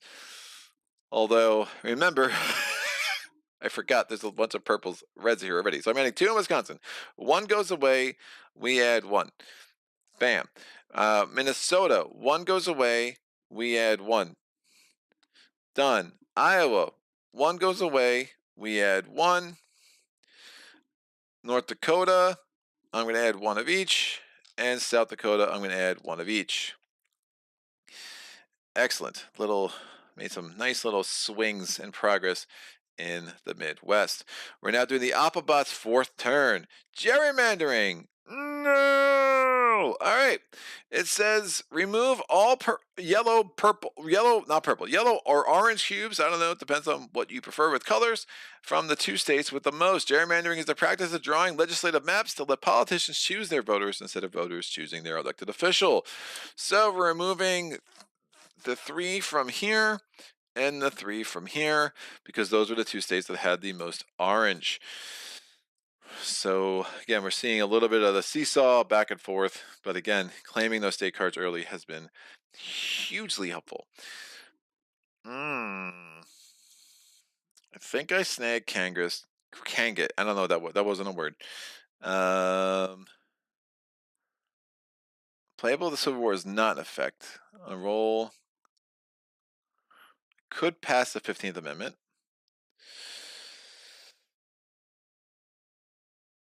Pioneer women is probably silly.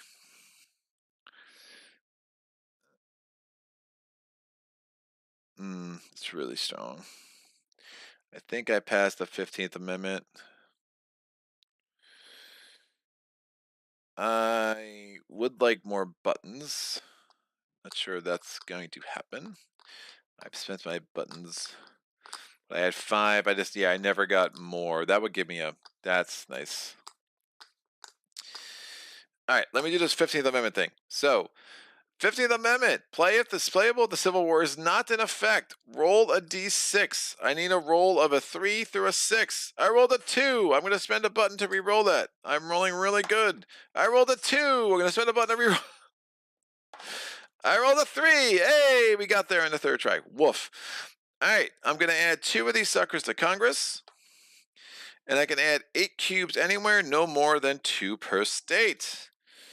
So I'm going to probably have to give up on the Kansas stream for this round because I do want to get more buttons than that. That's not enough buttons. Woof.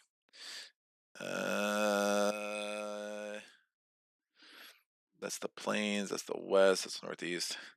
That's fine. So I'm adding 8. I'm going to add 2 yellows to Kansas. I have 6 more. And I'm going to add 2 to Georgia. So 1 comes off. We'll add a yellow. I have 4 more. I think I can start trying to make headway. I'm going to add 2 to Washington. And we'll add 2 to Ohio. Kind of like just removing their cubes for now. We'll deal with the rest later. I don't like only 1 button. That could mean that they would open the door for them to get one of these strategy cards, which is not great. But I think I still do an organizing event to get 3. At least it gives me a 2/3 chance of preventing them from getting one of these strategy cards. I mean, 1 state for each region with the most contested states. Add 2 in 1 state determined at random in each region. Woof. And that would just be a campaigning action for them. Okay, yeah, that was rough. The fact that it took me 3 tries to not roll a 1 or a 2 is about standard for me. That was my 5th round. Right, they should have 10 cards over here. 1, 2, 3, 4, 5, 6, 7, 8, 9, 10. They do. Here's their 11th. Horace Greenlee placed 2 red cubes in each of New York and Connecticut. We'll read this. An erstwhile woman suffrage supporter, Greeley, and other abolitionists supported the 15th Amendment, angering suffragists like Anthony and Stanton. All right, not totally sure of the history of that. That sounds super interesting. Greeley and other abolitionists supported the 15th Amendment, angering suffragists like Anthony and Stanton. I guess Anthony and Stanton wanted the 15th Amendment to include women, and it did not, is my guess. Someone can correct me who knows more history than me. So we're adding 2 to New York, so we're going to take the 2 purples off. And 2 to Connecticut, we're going to add 2 more reds in Connecticut. That's done. It's my last turn, and this is actually a legitimate choice. I can snag Kansas, but then I'm pretty much just punting on I'm punting on the strategy phase next turn. I don't think that's good. I'm gonna discard Pioneer Women. Starting in the Wyoming Territory in 1869, women in the Western Plains earned the right to vote well before women back east. And I'm just gonna get 2 buttons. And now we do the Oppabots 6th round of turn 2, Southern Hospitality, replacing 5 cubes. The stereotype of warm and generous Southern hostesses is rooted in racist and classist ideas, which were at odds with the realities of political citizenship. We're getting 5. We're putting 1 in Virginia, just taking 1 of my cubes away. I'll take a purple away. We're putting one in North Carolina. I think it's a second one there. We're putting one in South Carolina. They're putting one in Georgia, which takes my cube away, and they're putting one in Tennessee. Woo! Da, da, da. Yeah, that should be clarified. The Ohio card. Yeah, thank you for clarifying that. So basically, if it says it's though the state cards will function the same as normal cards, right? So if you can't play it because of the if isn't a thing, it just becomes another campaigning action. For the Applebot, X Penguin. I love the thought of Greg trying to pass off as a Southern spy. I'm thirsty. Do you have any water? Wait, get him, boys. Oh man, come on. I can pass. Done. That is it. We go to cleanup. So we're going to go to turn 3. Remember, we have to play that. They're going to get a second campaigner right away. And I think that's one of the things that the Applebot makes the Applebot harder than the player is that they are going to have a second campaigner guaranteed super quick. And so their campaigning actions are equal to yours. Whereas in a game player versus player, that isn't always the case, where they might only have one campaigner for a lot of the game, and you might have 3 before they have 1, so your campaigning actions are just bananas. This card goes away, and I think that's it. We're going to put this up. We're drawing 6 more in the planning phase. These are all middle now. So we have Marie Louise Buttonell Baldwin. We have the West's Awakening. We have Ida B. Wells Barnett. We have Helen Keller. We have the National American Women Suffrage Association. Hey, I got a campaigner, kids. I'm super excited. She's freaking awesome. Oh, I get 3 buttons out of that too. And we have Zitkala Sa. Alrighty then. So, we are going to go to the strategy phase. I'm bidding 3 buttons. We're rolling the black die for him. They rolled a 2. I win. I get another strategy card. Yes. I'm going to grab 2 in one state of each region. National focus is super nice. Yeah, I'm going to take national focus. It's very strong. And this will become my available extra actions. I dig. So my first turn, I think it's kind of a no-brainer. I can do that. Yeah, I will play national focused. Focus.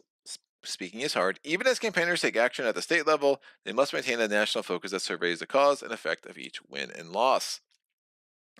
So I'm adding 2 cubes. I'm adding 12 cubes total. So again, these strategy cards are very strong. By the way, another strategy card comes out. Bellwether State. Oh, that's banana strong. Definitely do not want the opposition to get that one. So I'm getting 12 cubes, although I'm going to be removing a bunch of stuff, so maybe this is dumb. So I'm adding 2 cubes in one state of each region. So I'm going to take away Washington and just really want to say Maine. I'm going to add 2 purples in Kansas, which gives me the Kansas card. I'm going to add, so that's region 2. Region 3, I'm going to add 2 in Georgia because I'm still trying to get the Georgia card. That is the last state card remaining. In the Midwest, I'm going to add 2 to Missouri. I just want to make sure that if this passes Congress, that the Applebot does not have, that has a minimal chance of actually getting X's right away. That's super important to me. So we're going to get 2 out of North Carolina. And then the last one, I've obviously taken away more than I've added. I mean, I think the only ones I just added 4. Yes, bananas. I only added 5, actually, 2, 2, and then 1. And so now we're in the Northeast. We're going to get 2 out of Vermont.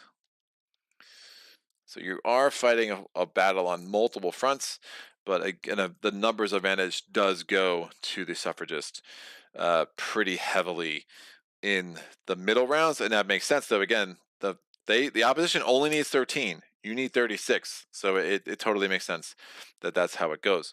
On the first round of turn 3, the opposition will play Now's Forms. I have no idea. I'm not sure if I'm saying that right. NAOWS. Oh, I guess it's an acronym. All right. So headquarters of the National Association Opposed to Women's Suffrage. Wow, American history is just bananas, man. Just so much effort. It's like it's so much effort to oppose this crap. Like I don't understand.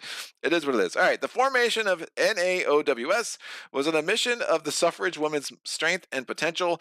State chapters proliferated to harness opponents' energy. Of course it did. All right. Oh, that was my extra action, by the way. I actually had to do a real action. I'm going to play the North National American Women's Suffrage Association. I add a purple strategist there, and oh, sorry, in the Atlantic and Appalachia region. So, oh, look at that. The whole family's there. And I received 3 buttons, which is good because I had none. As competing organizations, the NWSA and the AWSA were divided over the 15th Amendment, but merged in order to focus on the suffrage fight in the states. All right, that was my first round. Their first round, they have to play this. They are going to add a campaigner to the Northeast. Now, if I didn't pull that card, I mean, that's a middle card. If it wasn't in the top part of my deck, if it was in the bottom part of the middle, like you can see how that gets a lot harder. But now I have 3 campaigners. I have 3 buttons. I can pretty much go wherever I want. That's super, super helpful. And then that's it. They just get a thing. They don't get any buttons. They're just done. Excellent turn. You guys are amazing. All right, round 2. I have no cards that add stuff here. I could play Helen Keller. It'll probably give me a chance to get Georgia.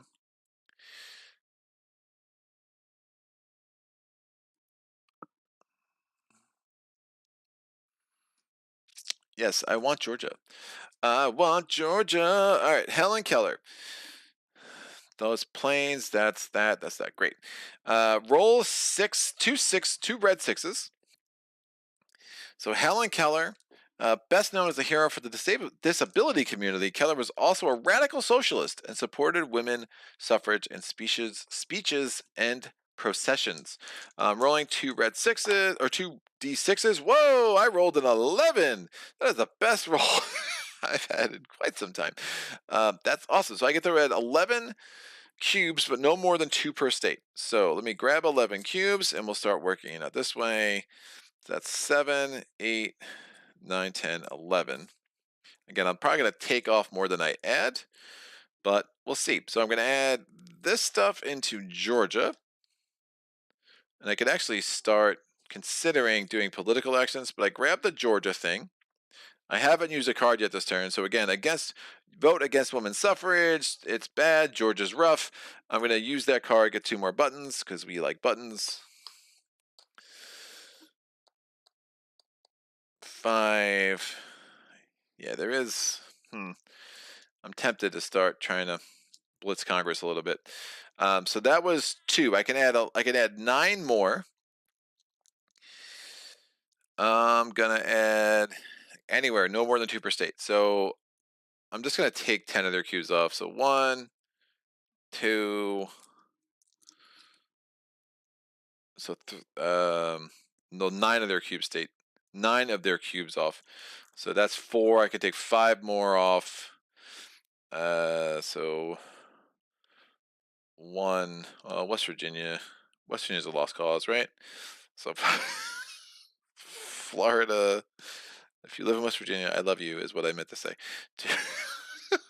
My best friend, like Tony, like is from West Virginia, so I'm sorry if if that was jarring to anybody. Genuinely, and I'll take South Carolina off. Great. So those are I took 1, 2, 3, 4, 5, 6, 7, 8, 9. Yeah, I took 9 off. I added 2 to Georgia. Got the Georgia card, and I spent the Georgia card already to get 2 buttons. There are no more state cards up for grabs, so now it's just basically a bit of a free-for-all. Getting to a place where I can add a bunch of things here would be nice, and then we'll see if the next round I can't get this to go through the Senate. I think that'd be pretty strong, but we'll see. The alphabet will probably start removing some of these as we go. So their second round in turn 3. Bam.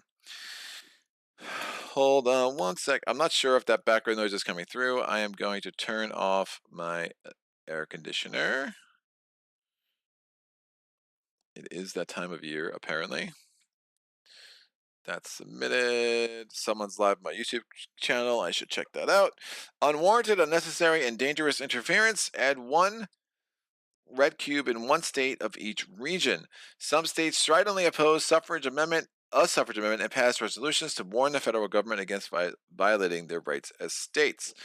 Now, again, their priority, since there's no state card that they're going to go after, we're just going to go region by region. We're going to roll the D8, and now we'll determine what state we're adding this in. So this is not a campaigning action, so it's just one red cube in one state of each region.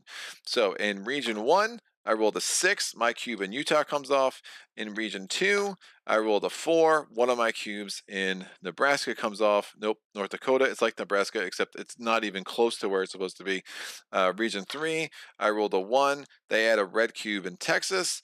Region 4, I rolled a 5. They add a red cube in Michigan. Region 5, I rolled a 1. They add a red cube in Tennessee. And region 6, I rolled a 6. They add a red cube to Rhode Island. That was their second turn. I want buttons so much. That's interesting. Yeah, this is going to get me just so many. I'm just going to be loading up with cubes this round, I think, is how this is going to go. So, Ida B. Wells Barnett, an anti-lynching activist and journalist, Wells Barnett helped pass the Illinois Suffrage Act, which gave black and white women the right to vote in 1914. We received 2 buttons that were limited to 12. We also add 2 cubes to Illinois. Illinois has 1 red, so we're going to add a yellow now. And then I add 1 cube in each other state in the Midwest region. So I'm going to grab 7 cubes. And we'll do this accordingly. So I already did Illinois. So Minnesota, I'm going to put a purple. Iowa, I'm going to put a yellow. Missouri, I'm going to put a yellow. Michigan, Wisconsin, I'm going to put a yellow. Michigan loses this. Illinois, I've already taken care of. This loses this. This loses this. We're getting a sea of purple yellow, people. It's happening. Change is happening. All right, Appabot, turn 3. Bam. This new Southern Citizen, the SSWSC, the Southern States Women's Suffrage Conference, supported votes for white women only and opposed a federal amendment dividing the movement. Play of the Southern strategy is in effect. It is not in effect. So instead, they're going to do 2 campaigning events. Why 2? Because they have 2 campaigners. So we're going to take care of the first campaigner first, or the one campaigner first. Speaking is hard. All right, so we have the region, the state, and the cube die. We're going to region 3. We're going down south. They're going to state 4, which is MSISISSIPPI or something like that. We're adding 2 cubes because that's what I rolled on the black die. We now do another campaigning event for the other campaigner. Bam, I rolled a 5, 5, 2, 5 is this region. There's so many campaigners there. People are like, oh my gosh, go away. They're adding 2 cubes into state 5, so 2 come off. Virginia. Dunskies. Probably hold on to that for next turn. I have so many buttons. All right, we're going to round 4. The West's awakening seems like it makes some sense. Let's make it happen. The earliest suffrage victories were in Western states, where lower levels of diversity and the rise of the pro-suffrage populist party fueled change. Now, again, like you're starting to see. Oh, this should go away. Oh, they use this for a campaigning event. Right. That makes sense. So you're trying to like think from a numbers game, right? This is a guarantee. Cubes everywhere are good. Worst case scenario, they're part of a roll off in the final voting. But you're really preventing wherever you can like kind of put a barrier between the opposition getting a bunch of cubes in one state. It's helpful. So this is like, all right, there are 8 states. I'm adding 2 in each. I'm getting 16 cubes on the board. That's a lot of freaking cubes, and I don't have to spend any buttons to move campaigners around. So it's just a guaranteed 16 cubes, something like that. The math makes some sense, at least as far as I'm concerned, in my experience with this game. So I'm adding 16 cubes to the west, 2 in each state. 3, 4, 5, 6, 7, and 8. So Washington gets that. Oregon gets that. California gets this. Idaho gets this. Nevada, Utah, Arizona, and New Mexico. Not Old Mexico, but New Mexico. That's right. All right. That's my turn. And now the Applebot is doing their fourth round. That was my round. The Applebot's doing their fourth round. The great 1906 San Francisco earthquake. Play if there is at least one yellow or purple in California. Remove all of them. What a jerk. And I lose a button. That's fine. I have all the buttons I want.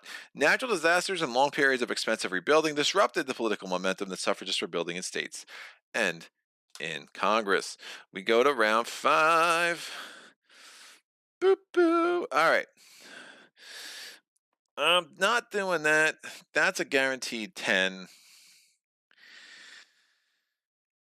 I think it's time to just start doing some aggressive campaigning. I'm very tempted to try to get this through. I mean, red is pretty much consolidated in 3 regions. If I do start doing campaigning actions, they'll start taking their things off. The problem is I'm rolling D4, so there might be some logic that I start doing campaigning in earnest next round when I'm rolling D6s. And again, D6s with 3 campaigners, you can get up to 18 cubes on the board. You have to roll really well, obviously, but you're the most I can do right now with the campaigning action would be 12, and I'd have to roll perfect. So that's rough. So sometimes a guaranteed 10 like this will make some sense. So I'm going to do this action. The Sitkala Sa, a member of the Yatan Sioux Nation, Sitkala Sa, fought for suffrage and Indian citizenship. So I'm adding 12 cubes to the board, or 10 cubes to the board. It's like 12, just a little bit less. And we're going to add 2 to North Dakota, 2 to South Dakota, 2 to Montana, 2 to Nebraska, and 2 to Wyoming. Just try to paint the west and Midwest parts of the country in yellow and purple. Applebot's 5th round. Senator Cotton Ed Smith. Play if there's at least one thing in Congress. There is. So, South Carolina Smith opposed the 19th, saying the Southern man who votes for Anthony Amendment votes to ratify the 15th Amendment. Yeah, I mean, that would be a terrible thing. Equal rights for people. I don't know, nuts. All right, we're going to do that. We're adding 2 red to South Carolina because that dude is a jerky jerk. Technical term. That's what happens. I'm tempted to try a political action. I really don't see a reason for this card to be played. Starting to put the pressure on Congress, I think, makes sense, especially if I'm getting to round 4. I have 3 campaigners out. I still have 3 state cards. I have enough buttons to guarantee myself I get like Bellwether State's going to be awesome. So that's going to be a really good one for me. So I think it makes sense to start doing political action. So I'm going to discard the Union Signal. The Union Signal magazine's written by and for women, like the temperance-driven The Union Signal, but had great reach and helped bring more activists into the movement.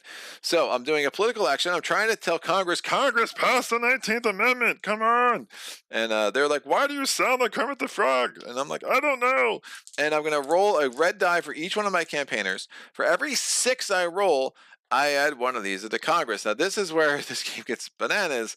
Like, that this Congress thing, you could really blitz it like a good roll, and it's like, woof, good night. But sometimes, you don't want to blitz it too early, because at this point, if I say I somehow magically rolled 4 6s and 3 dice, which isn't going to happen, but just dream with me a little bit.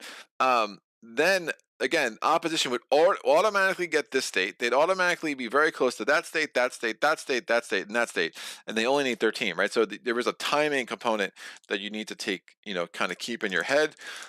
So I'm rolling these. I just want 1 6. That's a 1 2 3. I mean, I combined for the number 6. I'm going to spend a button, and try this one more time. If odds work themselves out, I'll get 1 6 and 6 dice. I did. Look at odds. Math. I'm gonna add one of these suckers there. That's done. I think that was just the best thing I could do to end up this round. Again, that was my last round, and this turn. That was my last round of this turn. The Alphabot, their last round of this turn is xenophobia. Interesting. Rampant anti-immigrant sentiment swept across America around the turn of the century. Sounds like today. Influencing the opposition and supporters of women's suffrage. I'm removing all oranges from the states with the most orange. So I have 4 states that have 2 orange each. So this is why you try to keep this stuff balanced. So I have 4 states, 2 orange each. I'm just gonna 3 are in that region. So 1, 2, 3, 4. So 1, 2, 3, 4. I rolled a 2, so those orange are out. And now 1, 2, 3, 4, 5, and 6. I rolled a 6, so those 2 are out. Removed all purple from the 2 states with the most purple. This is 1. And now I have 1, 2, 3 states that have 2. So I kept this really balanced. So 1, 2, 3, 4, 5, 6. I rolled a 3, so South Dakota is like, hey, where did my cubes go? I'm like, I don't know. All right, that's done. We go to turn 4. This is going to go back to round 1. We go to the planning phase. I'm going to draw 6 cards. Those cards are Southern Strategy. Receive 2 buttons, add 2 in each state in the South region. Select and place in front of you. Oh, that is a bonkers card. So good. All right. The Equality League of Self-Supporting Women. The Emmeline Pankhurst, which is very much like Helen Keller. Inez Mulholland. And Carrie Chapman Cat. I get 1 more because I should have 7. 6 plus the 1 I already had. And Jeanette Rankin.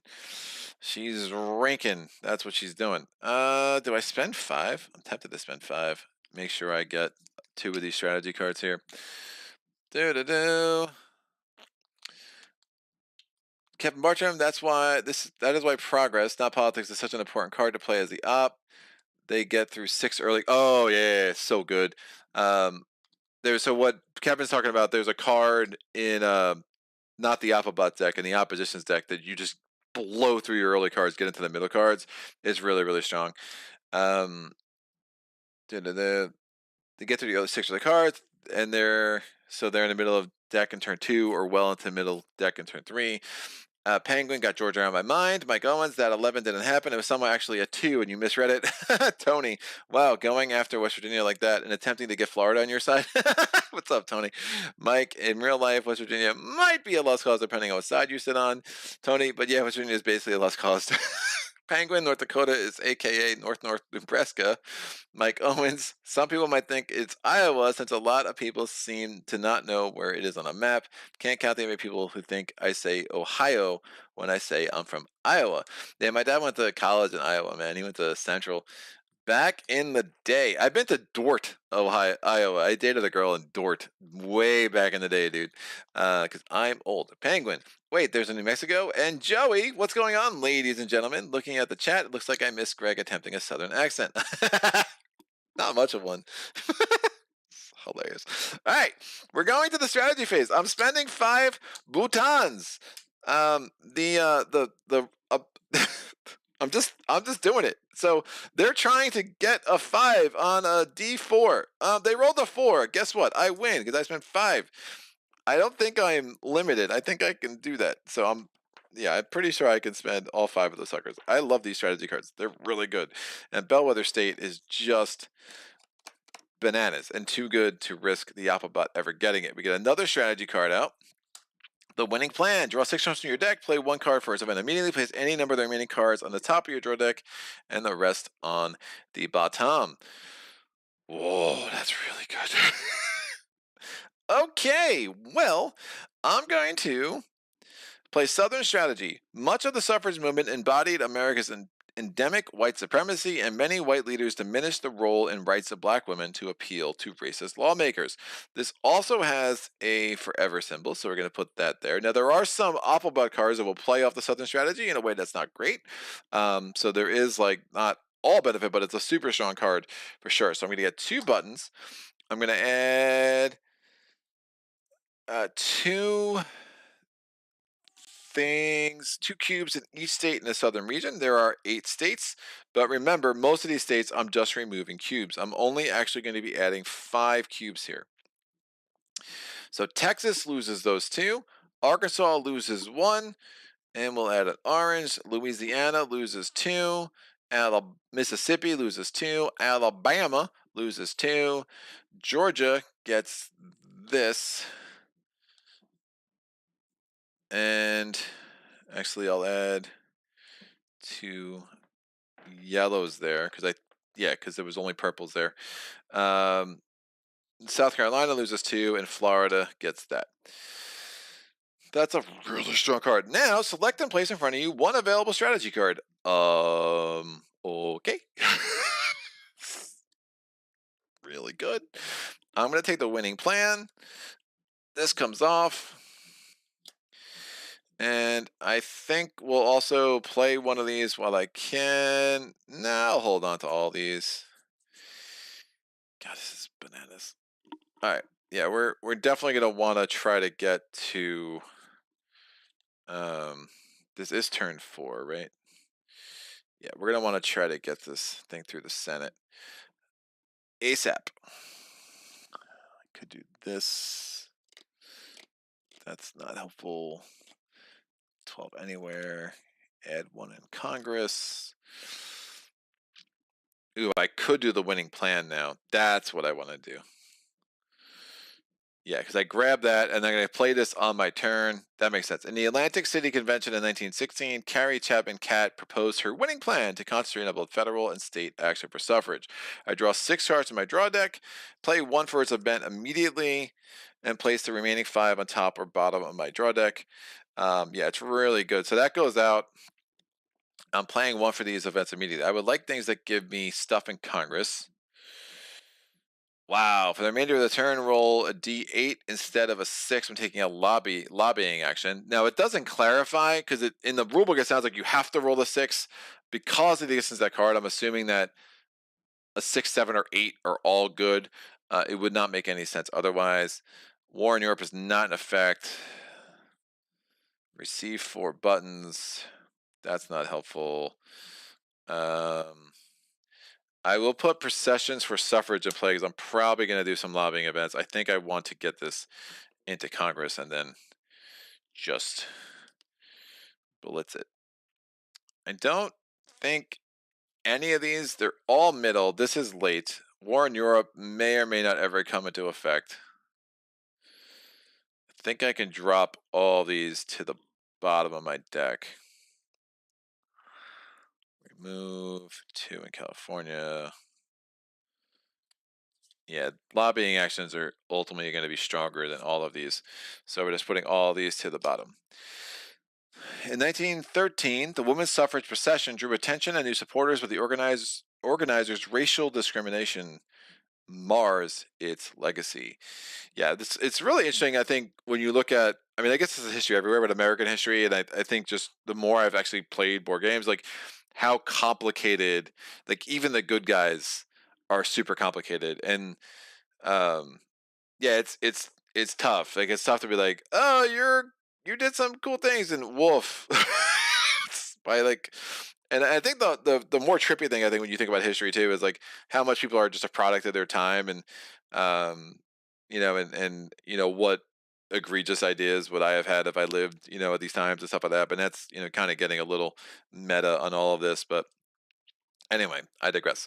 We can do the Applebot's first turn. It's turn 4, so this is not triggered yet. A threat to the ideal of womanhood. Playable if it is round 1 or 2 of the current turn. It is round 1. Suffragists confronted and challenged the cult of domesticity, a set of assumptions about the role of women, middle and upper class Protestant women in America. For the remainder of the turn, the suffragist player must spend a button in order to play a card as an event. Well, political actions for the win, because I don't want to spend all my buttons to do that. But that's interesting. I'm assuming that would include strategy events and state events. They seem to be events. I do need more buttons. I have ways of, I mean, I could just do organizing actions to get 3 buttons. That seems fairly strong.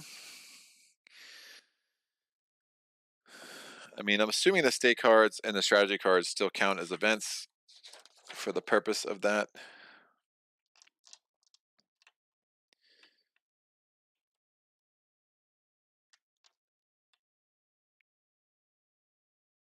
Hmm. I don't know if it's I don't know if it counts as an event. It seems like it counts as an event. In order to play a card as an event. If Kevin's still around, it is 6, 7, or 8. Yeah, thanks, man. Kevin was just confirmed that the professions for suffrage. I mean, it just had to be, otherwise that card made no sense. But it definitely came up in one of my games. I think I do an organizing. Um, we try to get this to Congress. I do a bunch of campaign actions, but I do need buttons. I could do an organizing and then start doing lobbying. Get me some buttons back. Which means what? All right, I'm going to discard this. It's my second round in turn 4. The women's suffrage movement is for equality of rights and privileges, and it knows no difference between black and white. I'm not using it for its event. I'm just using it to get 3 buttons, which is helpful. We now do turn 2 for the Applebot. Emma Goldman. The opposition wasn't a monolith, it was a radical anarchist. Goldman believed voting was a waste and supported full revolution in order to achieve her goals. She's an interesting woman. We're adding 1 red in 1 state of each region. We're going to determine the states by rolling dice. So in the West, it goes to number 6, so I take away a cube. In the Plains, that's number 2. We're adding 1 red to Oklahoma. We go to the South. I rolled a 1 red to Texas. In the Midwest, I rolled a 5. We add a 2nd red to Michigan. In the Appalachia, Mid-Atlantic region, I rolled a 2. We add a red cube to Kentucky. And in the Northeast, I rolled a 7. We add a red cube to Connecticut. That is done. I still don't know if they're events or not. I'd have a hard time saying they're not events at this point, unless that's confirmed. Because they do event-like things.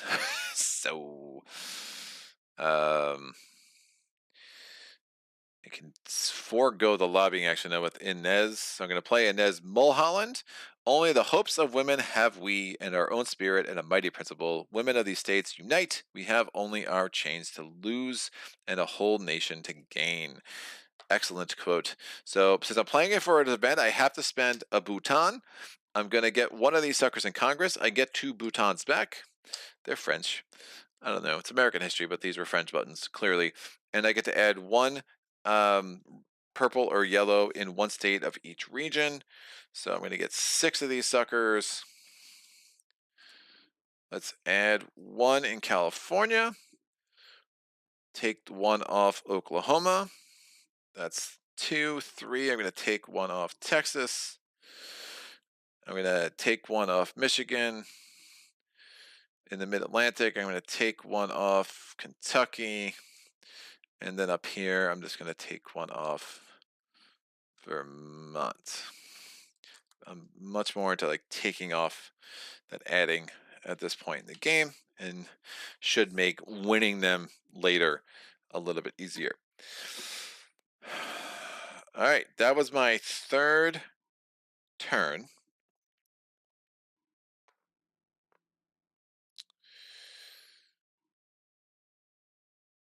My 3rd round. Ooh, Jeanette Rankin. That guarantees me 1. I could get this to Congress this round.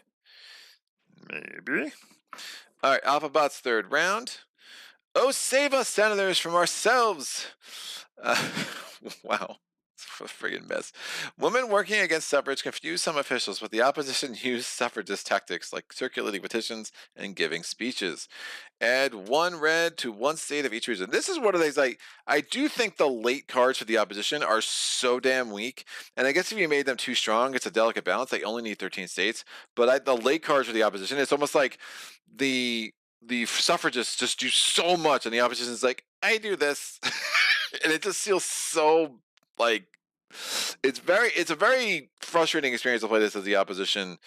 Um, in the games I've played. Like even when you win, because you just see like your early advantage just you're just like holding on for dear life to win. Like you can never really steamroll as the opposition unless you can just somehow find a way to steamroll this Congress. But again, there are some strategy cards that can really affect this, and indeed there are some suffragist cards that can really just make this an absolute joke. It's like a total non-issue, depending on the cards that come out. All right, so we're adding one in one state of each region. So again, we're rolling a lot of D8s for a little bit. So I add this in California, so this comes off. We go to the plains. I add one to Montana. This comes off. We go to the south. I add this to Mississippi, gets its third. We go to the Midwest. I rolled a 5. We add another one to Michigan. They really want to get Michigan for some reason. We go to the Mid-Atlantic. I rolled an 8. Delaware loses a cube, and we go to the Northeast. I rolled a 2. Vermont gets a cube back.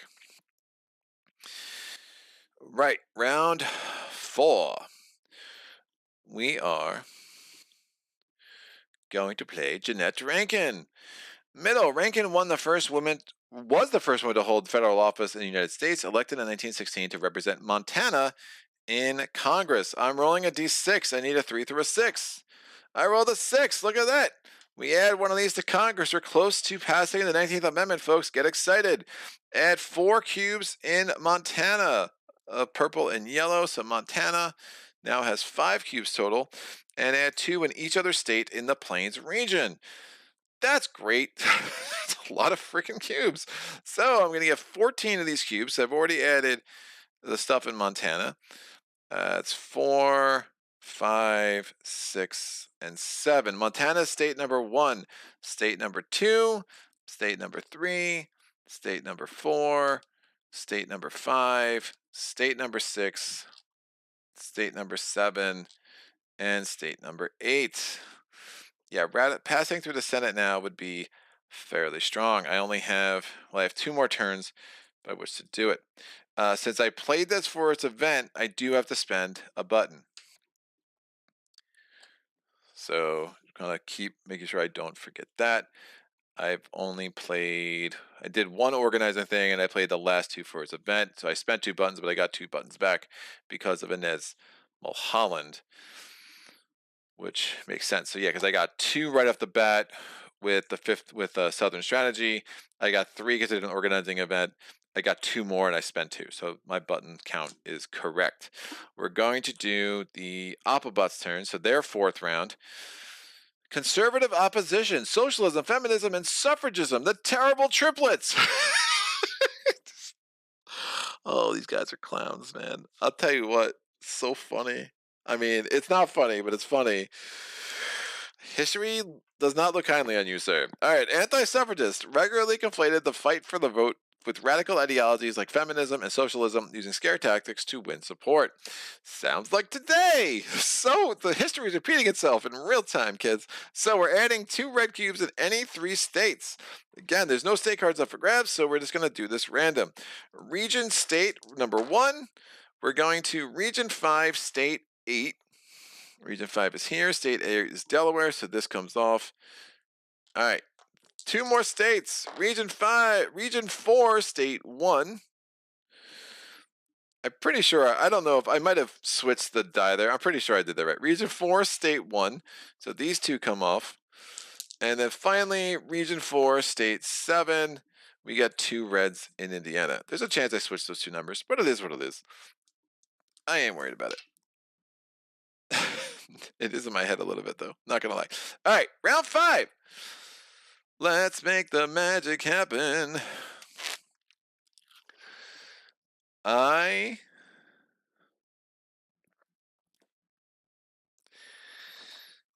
Yeah, I think I do a political event. So, that's good. Did I get any late cards yet? Yeah, I got my first late card there. Oh, and I got that because I cycled. Yeah, so all these coming up are going to be late cards, which is bananas. All right, middle, Emmeline Pankhurst. Pankhurst, a British suffragist leader, spoke to American audiences in 1913 as a revolutionary militant willing to risk death for freedom. She was like, yeah, she was. There was like a deportation action, and the president got involved, and it pissed a bunch of people off. It was pretty nuts. She's a pretty interesting figure in the American suffragist movement, especially considering she came from England. Again, that's all from like the historical stuff that came with this is awesome. And honestly, you talk about Fort Circle Games, they do the same thing with Shores of Tripoli. That stuff's fascinating. It's like super super cool. It's one of the reasons I really like what Kevin and company are doing over there. So lecture by Mrs. Emmeline Pankhurst, Infantry Hall, Friday, November 14th, 1913 at 8 p.m. Reserve section, $1. Oh my gosh, so many dollars. All right, I'm using that for a political action. So I'm rolling D8s because this is still in place. I just need 1, 6 through 8. There we go. We have passed the 19th Amendment in Congress, people. Dun, dun, dun. All right. It is a new phase, kids. Let's make it happen. So, there are no states that have 4 cubes in the West. This has 4 cubes in there, so we get our first check mark. This has 4 cubes. We get our second check mark. This has 4 cubes. We get our third check mark. This has 4 cubes. We get our fourth check mark. This has 4 cubes. We get our fifth check mark. 31 to go. Nothing, nothing, nothing. Georgia, that's right, Georgia in a sea of red. Georgia stands firm. Yeah, Betty. Stacey Abrams was alive and well even then. Woo! Let's make some magic happen, kids. All right, no new comments. We're good. We will see what to do next. I don't have 3 anywhere. I'm still hesitant to spend. Oh, I could do that. I might start spending some of these suckers, so they can get 2 back with this. Because I'll treat those as they do count for a button because of a threat to womanhood. I'm just not sure if they are or they're not, but we're gonna make it happen that way. So Applebot, bam! It's turn 5. We are in the political thing. Oh, play if there is at least 1 in Congress. There is not 1 in Congress. There are none in Congress because we have already ratified the sucker. So Mr. John Weeks, Senator John Meeks, whatever you are late. A conservative Northern Republican. Weeks aligned with Southern Democrats in the Senate to vote down the suffrage amendment by just 2 votes. So since this does not help them, they cannot remove something from there. I mean, I guess it could help them because it adds 2 in New Hampshire, but there is nothing in Congress. They get it removed. They are immediately going to go to do a campaigning action. They are rolling their region die, state die, and the black die, and they're doing this twice because they have 2 campaigners. Campaigner 1 is going to the northeast, is adding 4 cubes. Now there's a thing. They're going to get a couple of states here, which is fine. Da, da, da.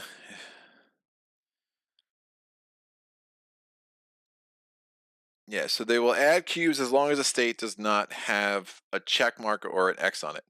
They're adding 4 cubes to state 6. So only 2 of those cubes go in. And now we add an X. There's 2 more cubes that have to be placed. And replace those cubes remaining in adjacent or closest state within a region.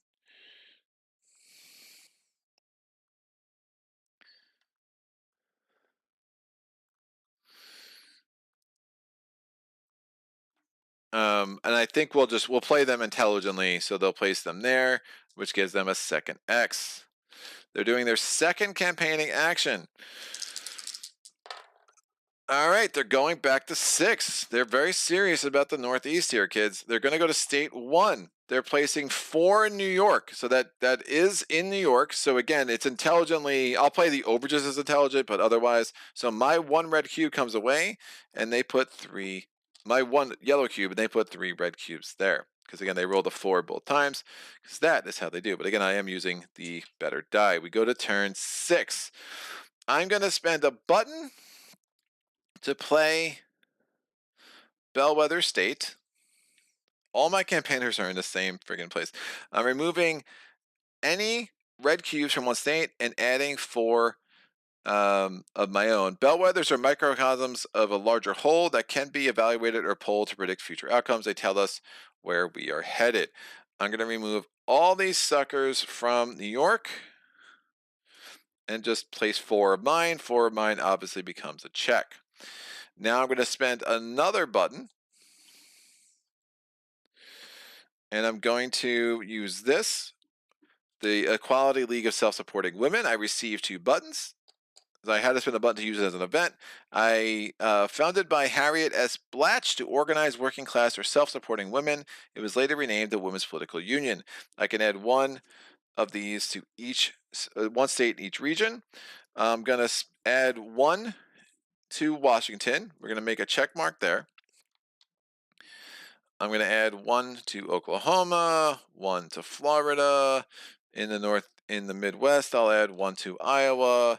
I'll add 1 to Maryland, and we'll add 1 to Jersey. Just makes sense to try to be super efficient in turning these things our way. That's really strong.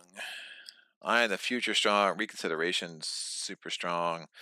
I'm going to need buttons. I might have to do an organizing event early next turn. So we'll see what happens. But that is out. It's the last turn for the Opabot. They are backlash to the movement. Social movements often inspire backlash, and the suffrage sought to redefine the role of women in society. Reactions range from bemused to violent. They are adding 2 red cubes in any 3 states. So we have our state die, we have our region die, 6, 7. 7 already has an X, so that doesn't help them. So they re-roll that. They go to 2. Vermont gets 2. We have to do this for 2 more states. 2, 5, so the plains, these cubes come off.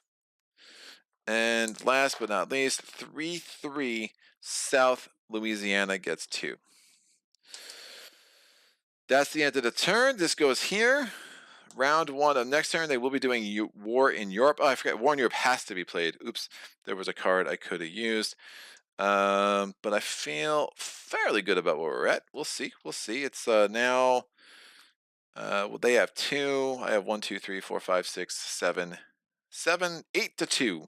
It's a good ratio for me, but it will take some setup for me next turn. At least I make sure they do not get 1 is probably best. Reconsideration is really nice. I don't know. We'll figure it out. Planning phase. These 2 cards go away. So the woman, a threat to the ideal woman goes away, and processions for suffrage go away. Planning phase, I draw 6 cards. We go prison tour special. We go 1918 midterm elections. That's the one where you can roll a die. If you roll 3 through a 6, you add 3 to Congress. It's a really sick late card. That's interesting. Victory map. Mary Churchill. The young woman citizen. Draw 2 cards from your deck. Discard 1. Play the other. 2, 3, 4, 5, 6, and then 7 cards. Again, the one that we had. Ooh, spend 4. Oh, that's spend 4. I need to get 4. So I'll probably do an organizing action at some point to get some of these suckers. Yeah, I know the region. I in the future, I'm not sure is totally worth it. We're going to go to strategy phase. I'm going to spend 4 buttons. We're rolling for the Applebot. He rolls a 2, so I can get a strategy card. I will take reconsideration. A new strategy card comes out. It is superior lobbying. On my first turn, I think we just want to win as much of these as possible. So we're going to play.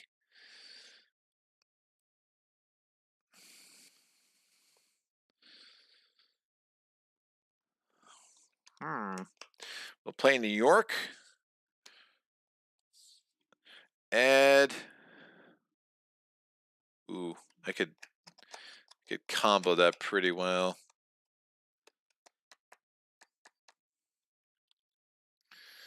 Yeah, I'm going to play reconsideration. So I'll play the state cards next turn. So I'm going to replace one of these X's with 2 of my cubes.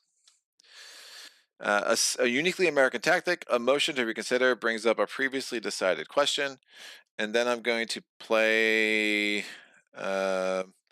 Marie Louise Bethanel for the remainder of this. Or I could play that. No, we'll play Marie Church Terrell. It's probably stronger. Terrell, a skilled orator, was a steadfast champion for black women who pressed white organizations like the NAWSA to fight for black lives and votes. I'm rolling 2d8s, and we're adding that many number of cubes, no more than 2 per state.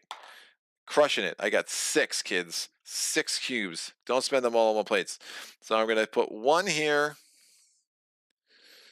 I have 5 more. I'm going to put 1 here.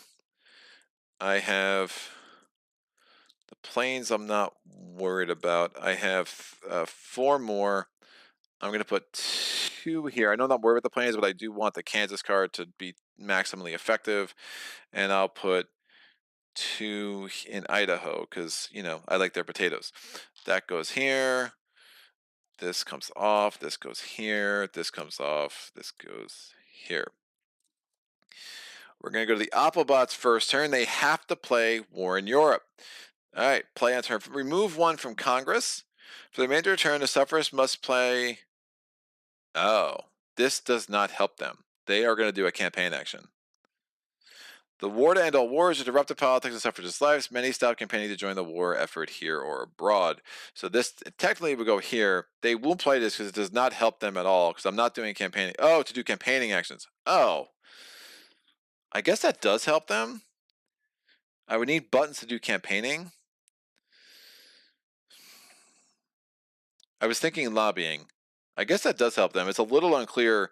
I'm surprised it doesn't say if there are no, if there's 1 in Congress. So I guess I just play it, and now I'm gonna have to think twice about doing campaigning because I do only have 1 button left. So I assume that counts, and they won't campaign because that does benefit them.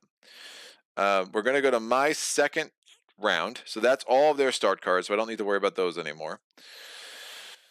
I'm going to play this New York card. Now I'll play the Kansas card because I know it's good.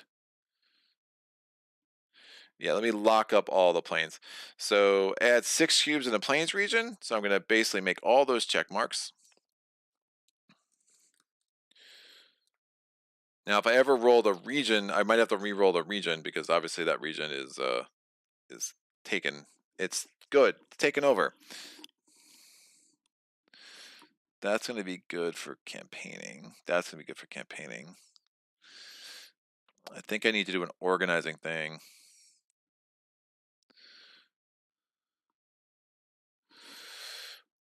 I'll do an organizing action with the 1918 midterm elections. In 1918, suffrage was on the ballot in states across the country, and suffragists successfully organized against senators who opposed the 19th Amendment.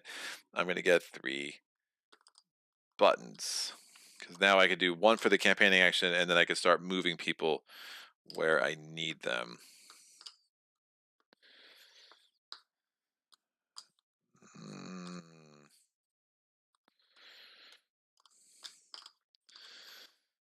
Unless I just keep my 3 dudes there. Just make sure I'm rolling d6s. Yeah, I'm not gonna do an organizing action. I'm gonna play Marie Louise Bottineau for the remainder of this turn. Roll d6s instead of d4s. We're taking a campaigning action. Baldwin, a member of the Turtle Mountain Band of Chippewa Indians, marched in 1913 women's suffrage procession and pressed President Wilson to support suffrage. This will go here. All right, Applebot's second round. Governor Clement's veto. Play if there's at least 1 state that has a check. Replace 1 check with an X. Nothing can give us in Vermont except the death of the governor, said Chapman Kate after Governor Clement's veto, and we haven't come to murder yet. Nothing can give us Vermont except the death of the governor. Nice. So basically, this guy was really not a fan. So it's like any check. It's a little weird because I have a bunch of checks. So 1, 2, 3, 4, 5, 6, 7, 8, 9, 10, 11, 12, 13, 14. I'll just roll a d20. and we'll just go. So 1, 2, 3. We'll just go across that way. I rolled a 14. I think I only had 14, right? 1, 2, 3, 4, 5, 6, 7, 8, 9, 10, 11, 12, 13, 14. Great. Florida. It was bound to happen. What an excellent play by you.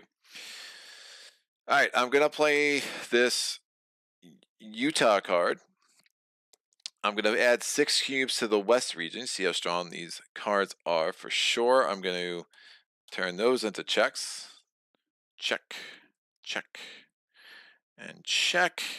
I'm going to do a campaigning action. I have to spend a button for that. I'm rolling 3 d6s, and I'm pretty happy just doing all of this in the Mid-Atlantic. I rolled a 5, 5, and a 4. Whoa, who's allowed to roll that good? Certainly not me.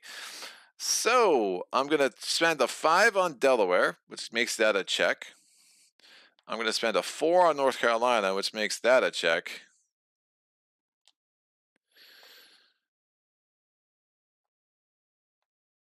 And then I'm going to spend this other 5. I'm going to add a check to Pennsylvania.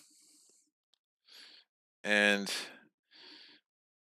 maybe West Virginia is not a lost cause after all. So I had 5, but 2 in Pennsylvania, 3 in West Virginia. Oh. No, 3 in Pennsylvania, 2 in West Virginia. That's probably silly. I'll put 2 in Virginia. West Virginia, you are a lost cause. I changed my mind. So now I do need to get more buttons, obviously. None of these give me buttons. The New York thing's cool. We're getting it. That there are still a number of states with red, obviously, so that is we're very much not out of the woods yet. The Applebot is still going to be doing a bunch of campaign actions. And woof, yeah, I have 0 buttons.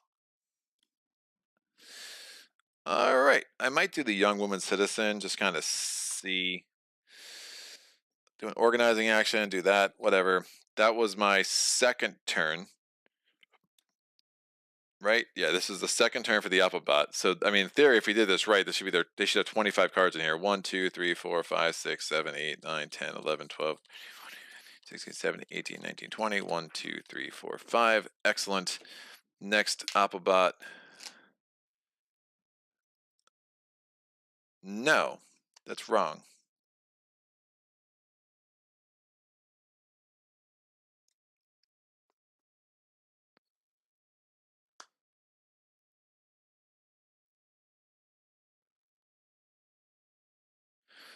I did 3 actions.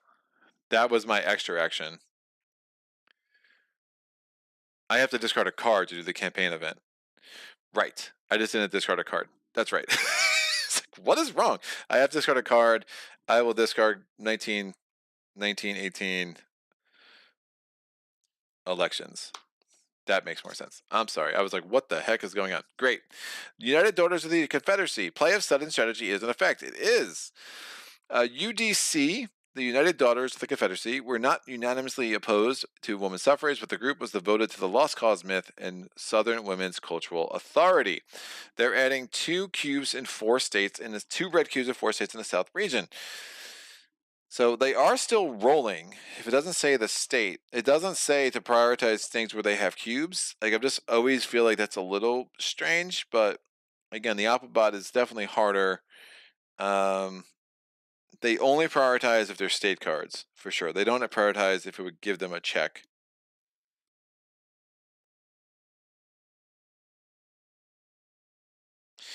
Great, so 4 states in the southern region. We are going to roll a d8 because we know it's going into the south. 1 gets 2. So Texas is out. So a 1 or a 6 would not be helpful. I rolled an 8, well, or an 8. So we're looking for a 2, 3, 4, 5, or a 7. So 7 gets 2. We're looking for a 2, 3, 4, or 5. We get to get 2 more of these numbers to hit. 4 becomes an thing, and then it's going to make 1 roll over. I'll do it intelligently. I'll just have it knock out my cube there. We'll just add 1 in Alabama. They wouldn't want to add 1 to Louisiana, because if I rolled a 3 now, it would be totally, I guess it wouldn't be wasted that way. They'll add 1 to Louisiana. I think that's intelligent, because if I roll a 2 now, it would still bleed over into Arkansas. So last one, we're looking for a 2, 3, or 5. That's a 6. This could be a while. We already did 7. 2, 3, or 5. Come on, baby. 1, 1, 8, 4, 6. I mean, there's better ways to randomize this, but I'm kind of pot committed right now. So 2. So Arkansas, this goes away, and we add a red. The card that just gave them an X was kind of gross, right? They only have 10 more. On my part, I have a lot more than 10. So now we're going to do my turn, and obviously I probably should just keep pounding away at campaigning actions if I can. So I'm going to play the New York card. I'm adding 6 into the Northeast, so these 2 are going to become checks. 1 and 2. And then I'm going to remove 1 from Maine and add a cube. That's fine. Now for my action,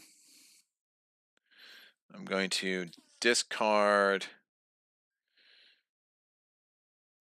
this. Probably not doing Woodrow Wilson.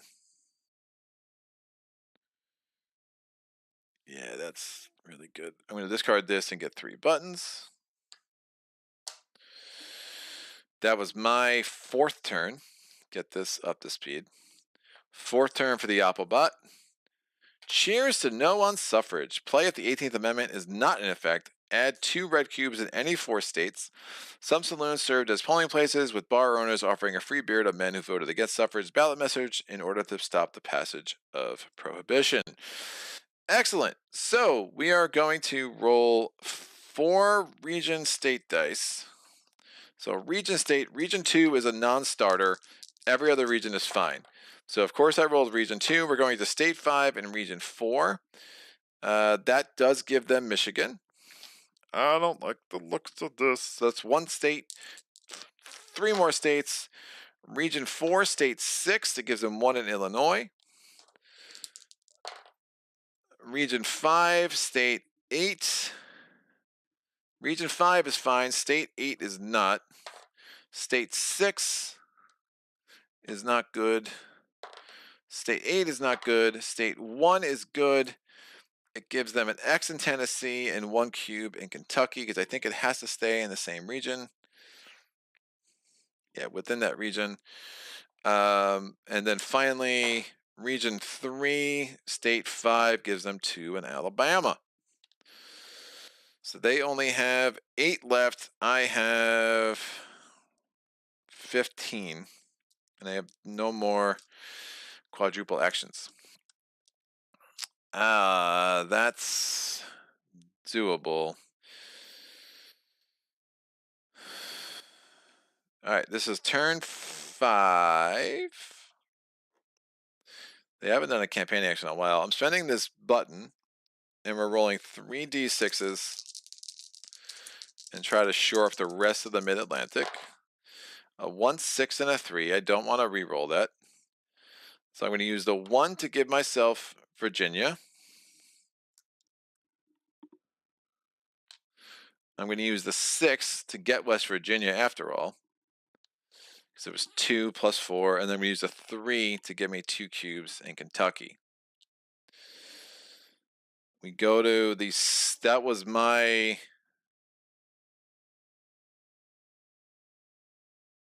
I have to discard a card for that. That was my 5th action. I don't know why I'm struggling so much to keep track of this stuff. I'm going to get rid of Woodrow Wilson. So I'll have 1 more action this turn. So they have a card here. They should have 24, 25, 26, 27 cards in here, because that's 28, 29, 30. So 1, 2, 3, 4, 5, 6, 7, 8, 9, 10, 11, 12, 13, 14, 15, 16, 17, 18, 19, 20. 1, 2, 3, 4, 5, 6, and 7. Correct. So they have 2 more actions this turn. Senator William Borah, they're going to do a campaigning action. Borah promised suffragists he would support the Anthony Amendment, but he betrayed them and cast a deciding vote against sending it to the states. What a jerk! But alas, his efforts were not effective. So we're doing a campaigning event with the first opposition dude. He's going to the Midwest. He's adding 3 in state 3, so 1 comes out of Missouri. We add 2 reds. The second campaign event, he goes to 5. He's adding 4 in the only state that he can add in, so these 2 come off, and now Kentucky is in jeopardy. I think I just want to get more buttons.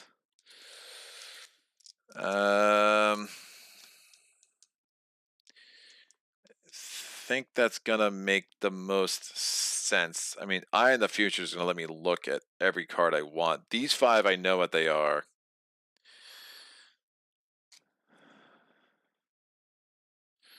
Yeah, I mean, I don't know if there's anything that gives me buttons. So I think my 6th round, I think I just do an organizing event.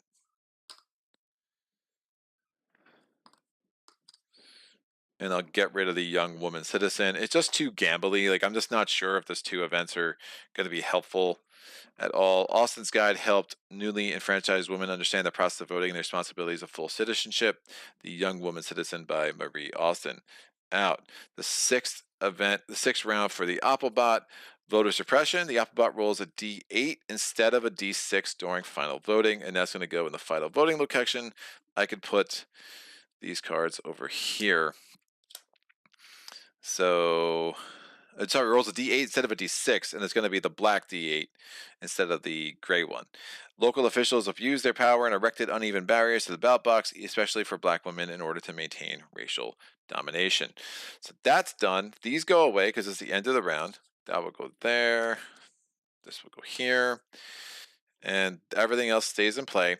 We go to the planning. Oh, this comes into the 6th turn, which is going to be round 1. We go to the planning phase. Let's see if I'm going to get more buttons. We have women's trade union. Hey, fantastic. We get another campaigner. Definitely dig that. It gives me 2 buttons. I also like that. 18th Amendment. It would be something to add in Congress. That's for Congress. I'm going to use all these for campaigning events. I roll a D8 instead of a D6 in final voting. That's nice. The opposition player tends to win ties.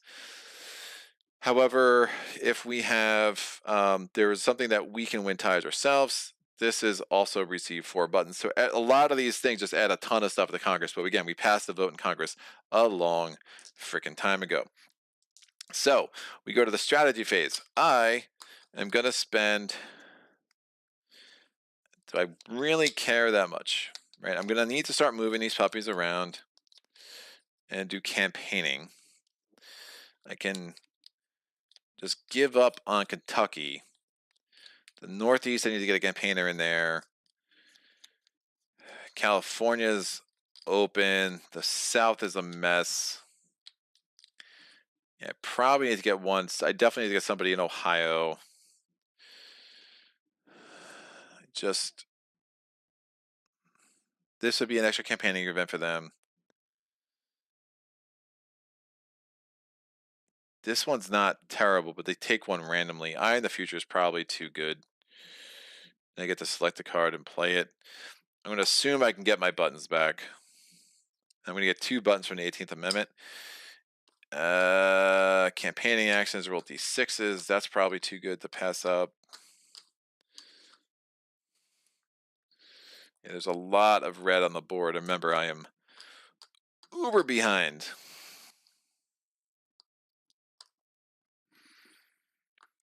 Campaigning actions with D4s are not exactly the thing of dreams.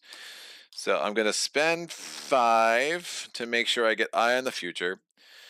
They're going to roll. It doesn't matter. Hey, they rolled a 2, so I could have spent less than 5. But I'm going to take Eye on the Future.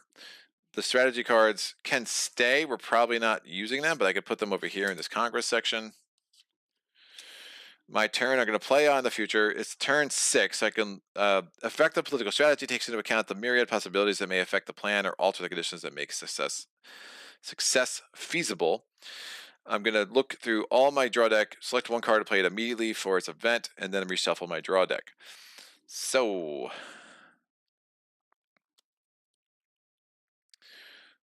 remove that number anywhere. That's nice. Suffragist wins all ties on final voting. Also nice.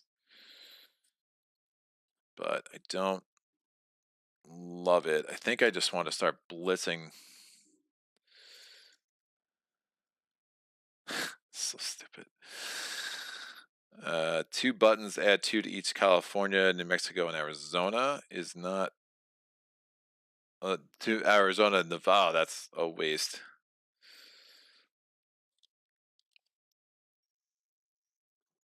It doesn't give me any buttons. I think I'm going to want to win ties and final voting.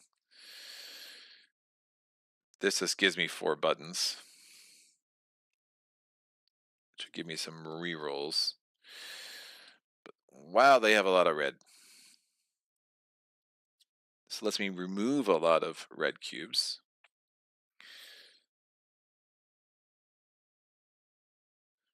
This lets me remove a lot of red cubes. This lets me add cubes, which is just as good as removing it. So I probably want to spend this.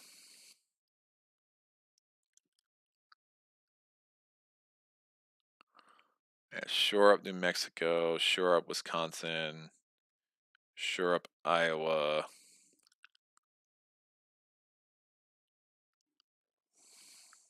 Play this gives me 2 buttons, and I can kind of see where I want to go.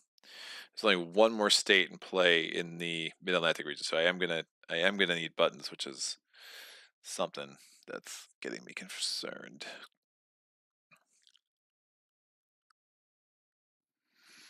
I do want to play this. There's a lot of cards I just want to play, which is the problem.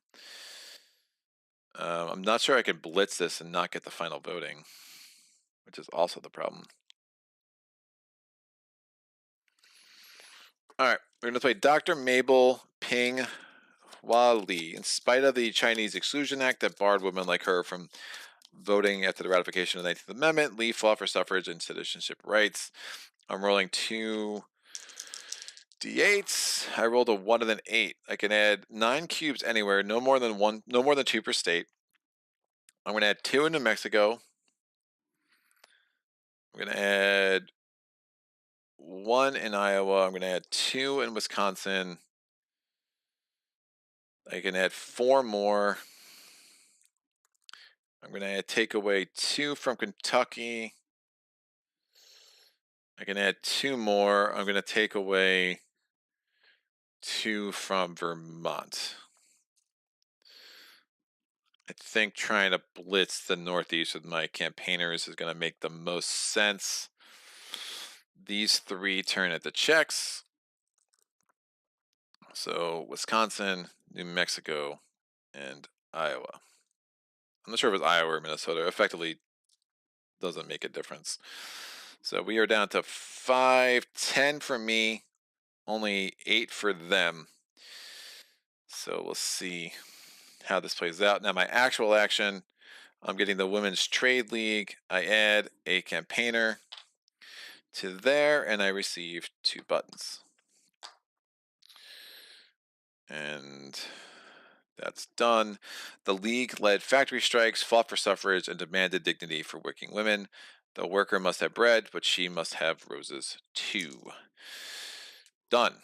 So I did not take the card that's going to give me the tiebreaker in the final voting. Remember, I do have the thing where I can also roll d8s, but I just felt like it was more effective to shore up the states that were kind of low-hanging fruit right now.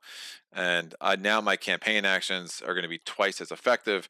Remember, though, I'm limited on buttons, so I have to start getting my workers to different places, and that's going to cost me actions.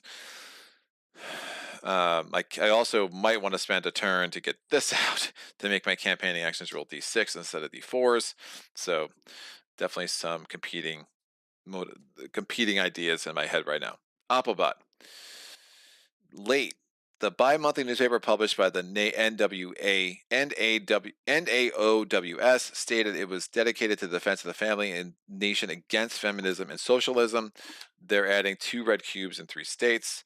Region cube, state cube. There's 4 regions still in play. They're going to go to region 1, state 8. So it's going to have to be a 4 or 6. That's just too much. I'm going to do 1, 2, 3, 4, 5, 6. They're going to add 2 to California. Remember that San Francisco earthquake card was pretty big for them. They're going to add 2 more to 2 more states. They're going to go to Region 3, State 4. State 4 is failed. State 1, they get Texas. And then finally, Region 1, State 7. All right, well, it's going to have to go to Utah because they already added stuff to California. So 1 comes off, 1 goes in. On my turn, I'm going to play the Prison Tour Special. White House picketers held and tortured as political prisoners in Occoquan later toured the country by train to escort large crowds to support suffrage. So I rolled d6s instead of d8s for the remainder of the turn when taking lobbying actions. That was my second round in the 6th turn. Appabot, their second round. Great. Late Red Scare. Oh, that's super unfortunate. Socialist Revolutionary triggered American panic, and radical suffragists, like the other lefties, were demonized as dangerous, extremists, and un-American. Remove all purple from the two states with the most purple. It doesn't help them at all. So instead, they will do a campaigning action with their 2 campaigners.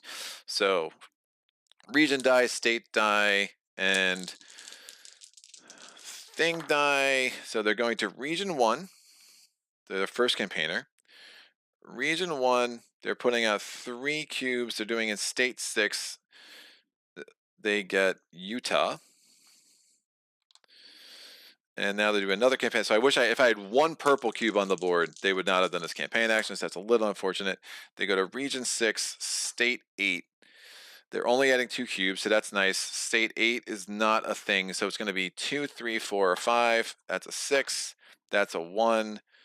That's a 6. That's a 7. That's a 7. That's a 2. All right, great. They only had 2 cubes to Vermont. This comes off. All right, my third round in turn 6. We are doing a campaigning action. I'm going to get rid of Maud Wood Park. Park led congressional lobbying for NAWSA. She founded the College Equal Suffrage League and was the first president of the League of Women Voters. Excellent. I'm doing a campaigning action. I have 4 campaigners. I'm rolling d6s. I don't know why I wanted to roll those. I picked up the blue dice out of Force of Habit. So 4 d6s. Let's see if we can't start making our mark now that we have the extra campaigners. Bam. That's really good. So I'm going to obviously leave 1 person there. I'm going to use a d5 to get Kentucky. I'm going to spend a button to move one of these dudes here. They're going to spend a d6 to get Alabama. And then I'm going to do my last button, so I'm going to have to get more buttons now to move this dude here. And I'm going to use a d5 to get Maine. And actually, yeah, I have 2 campaigners kind of wasted there, which is a little unfortunate. The reality, though, that was my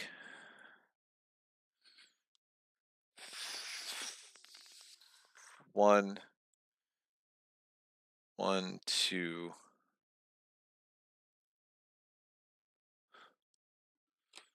What number turn was that? That was my 4th turn. Woof. I did this. 1, 2. Did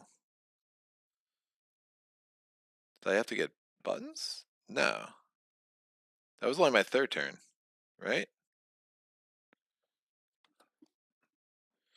Was I supposed to have another card?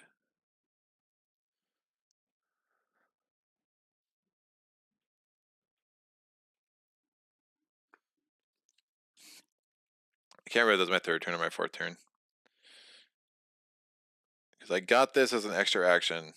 I played this. It does help them, says Kevin. I'm not sure what that's in response to, man. Sorry. I can't remember. 1, 2, 3. I might be missing a card here. For them, because if that was my third turn by fourth, that's a big difference. They should have 32 cards in here, or 33. So 1, 2, 3, 4, 5, 6, 7, 8, 9, 10, 11, 12, 13, 14, 15, 16, 17, 18, 19, 20, 5, 6, 7, 8, 9, 10, 11. Well, that's even less helpful. 2, 3, 4, 5, 6, 7, 8, 9, 10, 11, 12, 13, 14, 15, 16, 17, 18, 19, 20, 1, 2, 3, 4, 8, 9, 10. Oh, dear God, what did I do? That makes zero sense. I think they go through their whole deck, right? So I just got confused somewhere. They did a campaign action. Late, start. 1, 2. They've only played 2 this round. This is their third. I've only played, yeah, this is their third. I don't know why there's only 30. Oh, because this came, right, because this card's here too. They've only played 2. I should have another card. I don't know where it went.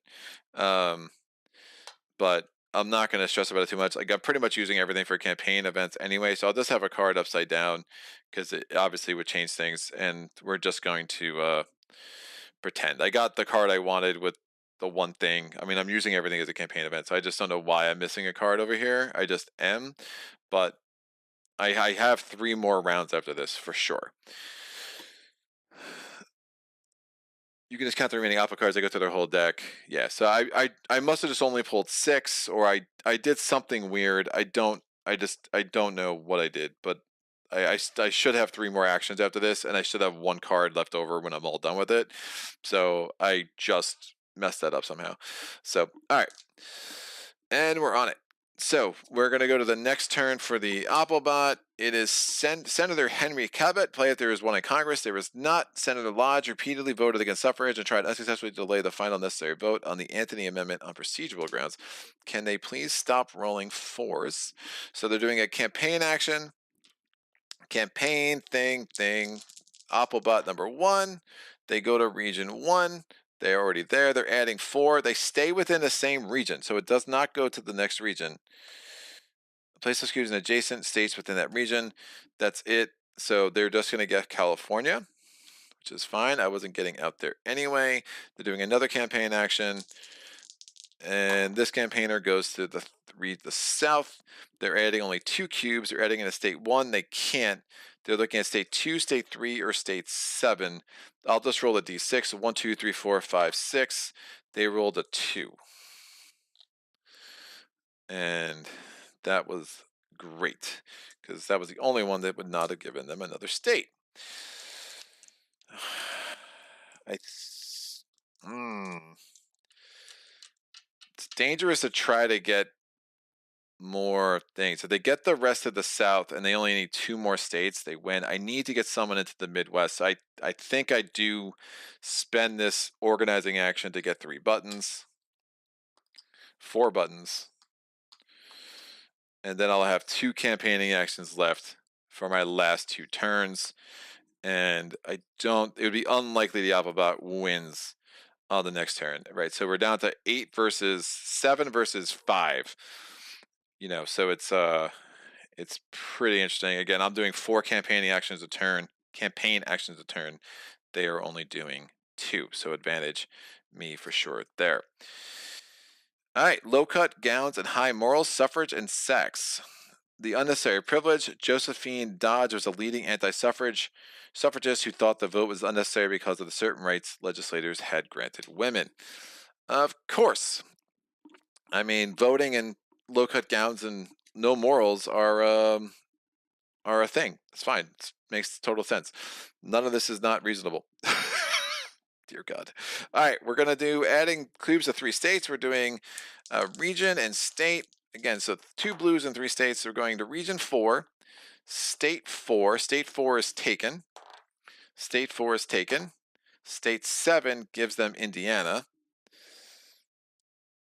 That's a little unfortunate. We're going to the second one, region 5. Region 5 is closed out, so nothing happened in there, so they have to change their region. Region 4.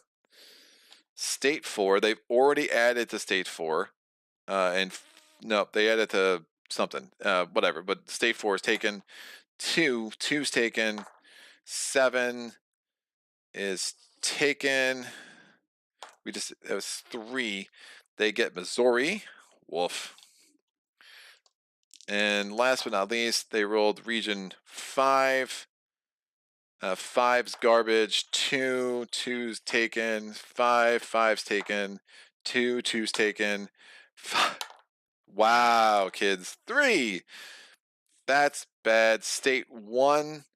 So they're gonna get 2 of these states. I just don't know which 2. So 1, 2, 3, 4, 5, 6.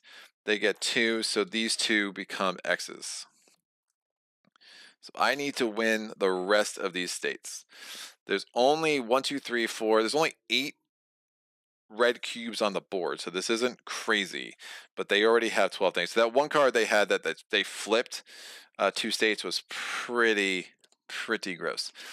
All right, let's make it happen. So I'm going to play this card for a campaign action. I'm rolling 4 red dice because of the Prison Tour special. Make them big. 1, 3, 5, 6. Oh, yeah, right. That's still fine. I'm going to keep the 1 and the 6 here. Oh, I need another campaigner in here to make that happen.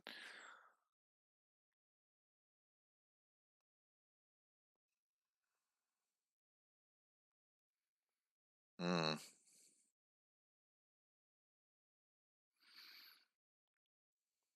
There's 3 states open there. I think I can.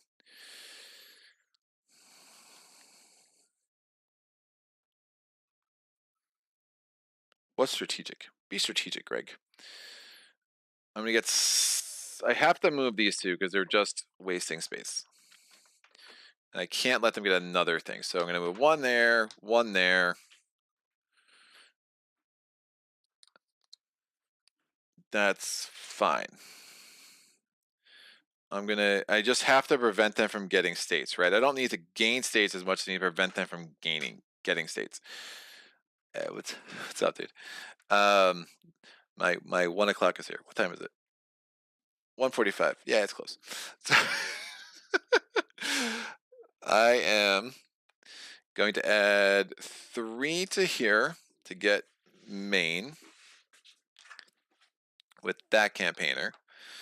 I'm going to add 5 everywhere else. I'm going to wipe out these 4 and add 1 to Vermont. With the 1, I'm going to wipe out that. And with the 6, I'm going to wipe out these 3 and add 3. And they have to be orange. Again, color matters. So this one would have to be purple. All right. Saying there's a chance. So we might have a final vote in 3 states. We'll see. I have 6 left, but I'm going to have 4 more campaigning actions my next turn.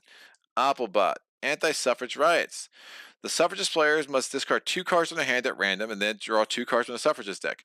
I think this is the weirdest card ever. I don't understand the point of it. And like, Kevin, maybe you can give me more insight to the design because it's so friggin' random. Like, this is basically wasting one of your actions to mess with your opponent, but you might actually be improving their hand. So you don't actually know. They don't lose anything. They still get 2 cards back, right? So I don't really understand the point. Some men were angered by women fighting for the vote and resorted to violence. Outside of the White House, a mob attacked suffragist picketers. So these 2 go away. I mean, I guess it does prevent me from rolling d8s, but obviously I was doing campaigning actions anyway, so I get these 2, whatever. That's their turn. My last turn of the game, I'm doing a campaign action. I'm rolling 4 dice.